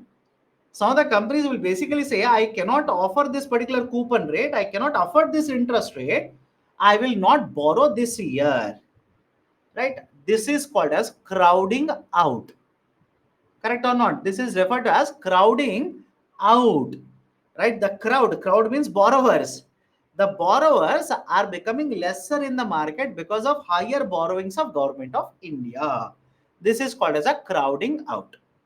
Right? So whenever government borrows heavily in the form of fiscal deficit, it might also lead to crowding out effect. And some of you might be thinking, what is the impact? If there's a crowding out, what is the impact? If corporate sector, that is a private sector, will borrow lesser, will that not impact capital formation in India? Let me know. Will that not affect the capital formation investments in India? Of course, yes. So all of these are interrelated. Please remember this. Third one, challenges of globalization as well as global shocks. Right? If let me take a current affairs example. Right, the Russia-Ukraine war, it has led to more expenditure by government of India. It's a fact. I'm not asking you. I'll repeat it again. The Russia-Ukraine war has led to higher expenditure of government of India. Many of you will be having a doubt. How is that possible? If Russia, Ukraine both are fighting war, why does government of India need to spend more money? The reason behind that is fertilizer. I'll take a very simple example. Fertilizer. Fertilizer. Right? So lot of fertilizer. We'll discuss this also further. Right? When I take up subsidies. Government of India provides a fertilizer at very low prices. Very simple. They will purchase, right? They will purchase at a very high price because it is imported, and they will sell it to farmer at very low prices. Now, because of war between Russia and Ukraine, the gas prices have increased. The international market prices of fertilizers have increased. Now, if government of India will purchase at a very high price and will give the same amount of subsidy, it means farmers will have to purchase fertilizer at very high prices. In order to protect the interests of the farmers in India, government is giving more subsidy and ensuring that farmers are purchasing fertilizer at very controlled prices. And because of that, can I say revenue expenditure of government of India is very high? The fiscal deficit of government of India will also start increasing. Right? So challenges of globalization will also have an impact. Narrow tax net, right? Company is evading taxes. All of you, right? Again, many of you, or let's say not you, many of the taxpayers, individual taxpayers, avoiding taxes, evading taxes. So don't you think this narrow tax net will also mean the tax receipts of government of India are much lower compared to how much it should be? What about capital expenditure? Capex burden on government of India has increased. It is very high, and automatically if the capex is very high, the tax receipts are lower, the fiscal deficit, that is a market borrowings, will also be very high. Okay. And finally populism. Again, many of you ask me to define populism. There is no definition, please understand. There's absolutely no definition, because please tell me, don't you think from one government to another government, from one expert to another expert, don't you think what is welfare could be purely welfare for somebody, and right, could be a populism for somebody else? There's one more term, Revdi culture, correct? Revdi culture or freebies. Populism is nothing but a Revdi culture or freebies. Right? What is populism for one may not be populism for another. What is a freebie for one may not be freebie for another. For example, let me quote on one example. Right? In the state of Karnataka, the government of Karnataka, after winning the elections, has introduced the concept of free bus ride for women. Free bus ride for women. Again, certain conditions are there, which bus it is applicable, right? Whether it is only within the state or outside the state, etc., etc. The state government of, the government of Delhi, after winning elections, has announced certain free electricity for all the population. So I hope you understand, right? What is a freebie for somebody may or may not be freebie for somebody else, right? It is more of a political discussion that is happening currently. You don't worry about it. But economics wise, any freebie that is given by the government, it will directly have a bearing on the finances of the government. That is the point you need to carry away. Is it okay? Any freebie that is given by the government will definitely have an impact on finances of the government, which means again pressure on the borrowings, right? A pressure on capital expenditure also, etc. So these are some of the challenges faced by the government in the current situation after liberalization. So, what are the reform measures that have been implemented by the government in public expenditure management? One is FRBM Act. Do you remember that? Fiscal Responsibility and Budget Management Act, FRBM. Merger of railway budget with union budget so that the resources can be utilized much more efficiently. Subsidies, we'll discuss subsidy, DBT, etc., etc. Right? I gave you one example last week. Earlier subsidies, LPG subsidies was given to every household in India. Today it is not given to every household. It is given to specifically identified households. Right? And Public Financial Management System, PFMS. What is this idea for PFMS? Government of India, that is specifically under Government of India, there is an authority by the name of CGA, Polity Class, CGA. Right? Is there an authority by the name of CGA? Control General Accounts, not CAG, CGA. There is an authority by the name of CGA also, right? CAG is there, I know, CAG is there. I'm not talking about CAG. There is an authority by the name of CGA also, Control General of Accounts. Okay. Now, this Public Financial Management System, PFMS, is a system that has been set up by CGA. And what is the use of this PFMS? Government at any point of time can get data regarding for which scheme how much funds have been allocated, for which state how much funds have been allocated, how many beneficiaries are there under the scheme, how much total funds have been released for the beneficiaries under the scheme, etc. All of this information is available at the fingertips of Government of India, which will help Government of India in its policy making.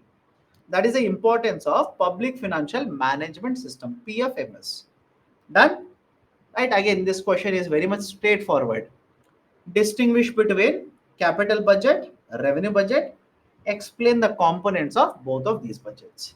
What is there in the revenue receipt? What is there in the capital receipt? We have discussed that. In fact, it was a 150 word question. 150 word question, 10 marker. The challenge that you will face is basically how do you put everything within 150 words, right? So a straightforward question, static question, you can answer it. Women empowerment in India needs a gender budgeting. What are the requirements and status of gender budgeting in Indian context? Very simple question, straightforward, but again from current affairs, right? Can we have an approach like this? Start with the definition of gender budgeting. Correct. Start with the definition of gender budgeting. It was introduced from 2005 and 6. Right. Next, what is the need for having a gender budgeting? Right. Give the reasons. Give the reasons. We have discussed what is the need for having gender budgeting, and what is the status.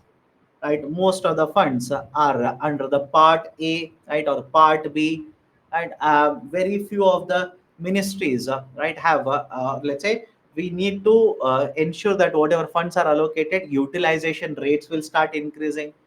Many of the ministries or departments which have schemes, we need to introduce gender budgeting component into these schemes, etc., etc. Okay, and so we have discussed all of it. Nothing new is there. Whatever we have discussed in a compact 150 words, you can write the answer. Okay, right? So these are the questions which have been asked, right? Which have been asked in the past couple of years from the fiscal policy chapter. We have covered questions, the MCQs earlier last week. Descriptive were left out. We are done with that. Financial market, right? Only the questions have been asked on MCQs. We are done with that. So tomorrow is a holiday, by the way. Tomorrow, just again reiterating myself, tomorrow is a holiday. Day after tomorrow, we'll pick it up from the international trade itself. We'll cover some more concepts. We have left out the real exchange rate, nominal effective, etc., etc. We'll discuss that day after tomorrow. Please don't worry about it. We'll pick it up from where we have left off. Okay, now before I wind up the discussion, right? So let me take up questions from your side. Is there any item which is imported in India and its price is low in market? My dear, what are you talking about? You please do let me know. I don't know. I don't know what product you are talking about. Why will you import it and sell it at a lower price? That will be referred to as a dumping activity. Which one was higher in dual exchange rate system, nominal or notified? Nominal. Nominal was 60%, notified was 40%. This year there is a question from financial market example beta. Alright, don't worry. Beta basically refers to market variation. It measures market variation. That is the term called as beta. Okay. Again, every year one or two questions will come like this only based on current affairs. Right. For that you do not have to become a stock broker for that matter. Don't become an expert for stock market. Okay.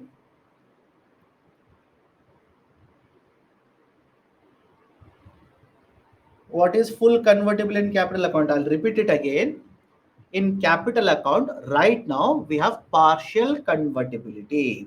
We have partial convertibility. Why? The reason is that in case of capital account, there's a concern that if I have a full capital account convertibility, if I have full capital account convertibility, then basically what might happen is the leaderboard visible to all of you?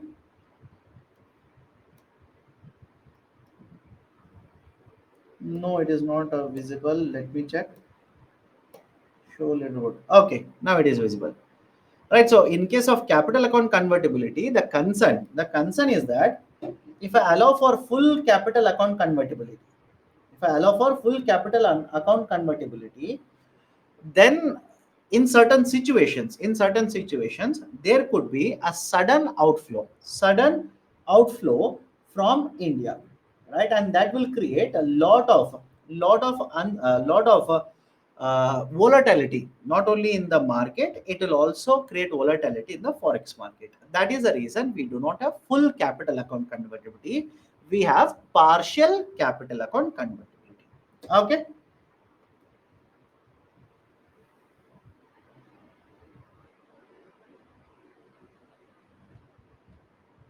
Most of the currency exchange companies convert currencies at two different rates, sell by buy. My dear, the reason is that they want to make certain earnings. I'm providing services to you. For example, if you are selling currencies to me, I should be able to make certain revenue by providing the services to you. And if I'm selling currencies to you, if I'm converting currencies for you, I should be able to earn certain revenues. That is the reason there are two codes. One is a buy code and the other one is a sell code in the forex market. Okay. What is the full form of a CGA? CGA basically stands for Controller General Accounts. Okay. Controller General of Accounts, CGA. Okay. Done. Any other questions?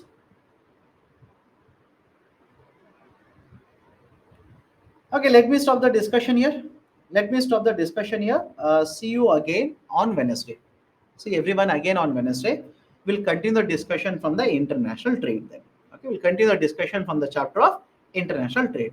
Please revise, have fun, read newspapers, update current affairs, but focus on your studies as well. Right. So see you again on Wednesday, sharp at 5 p.m. Take care. Right. See you on Wednesday.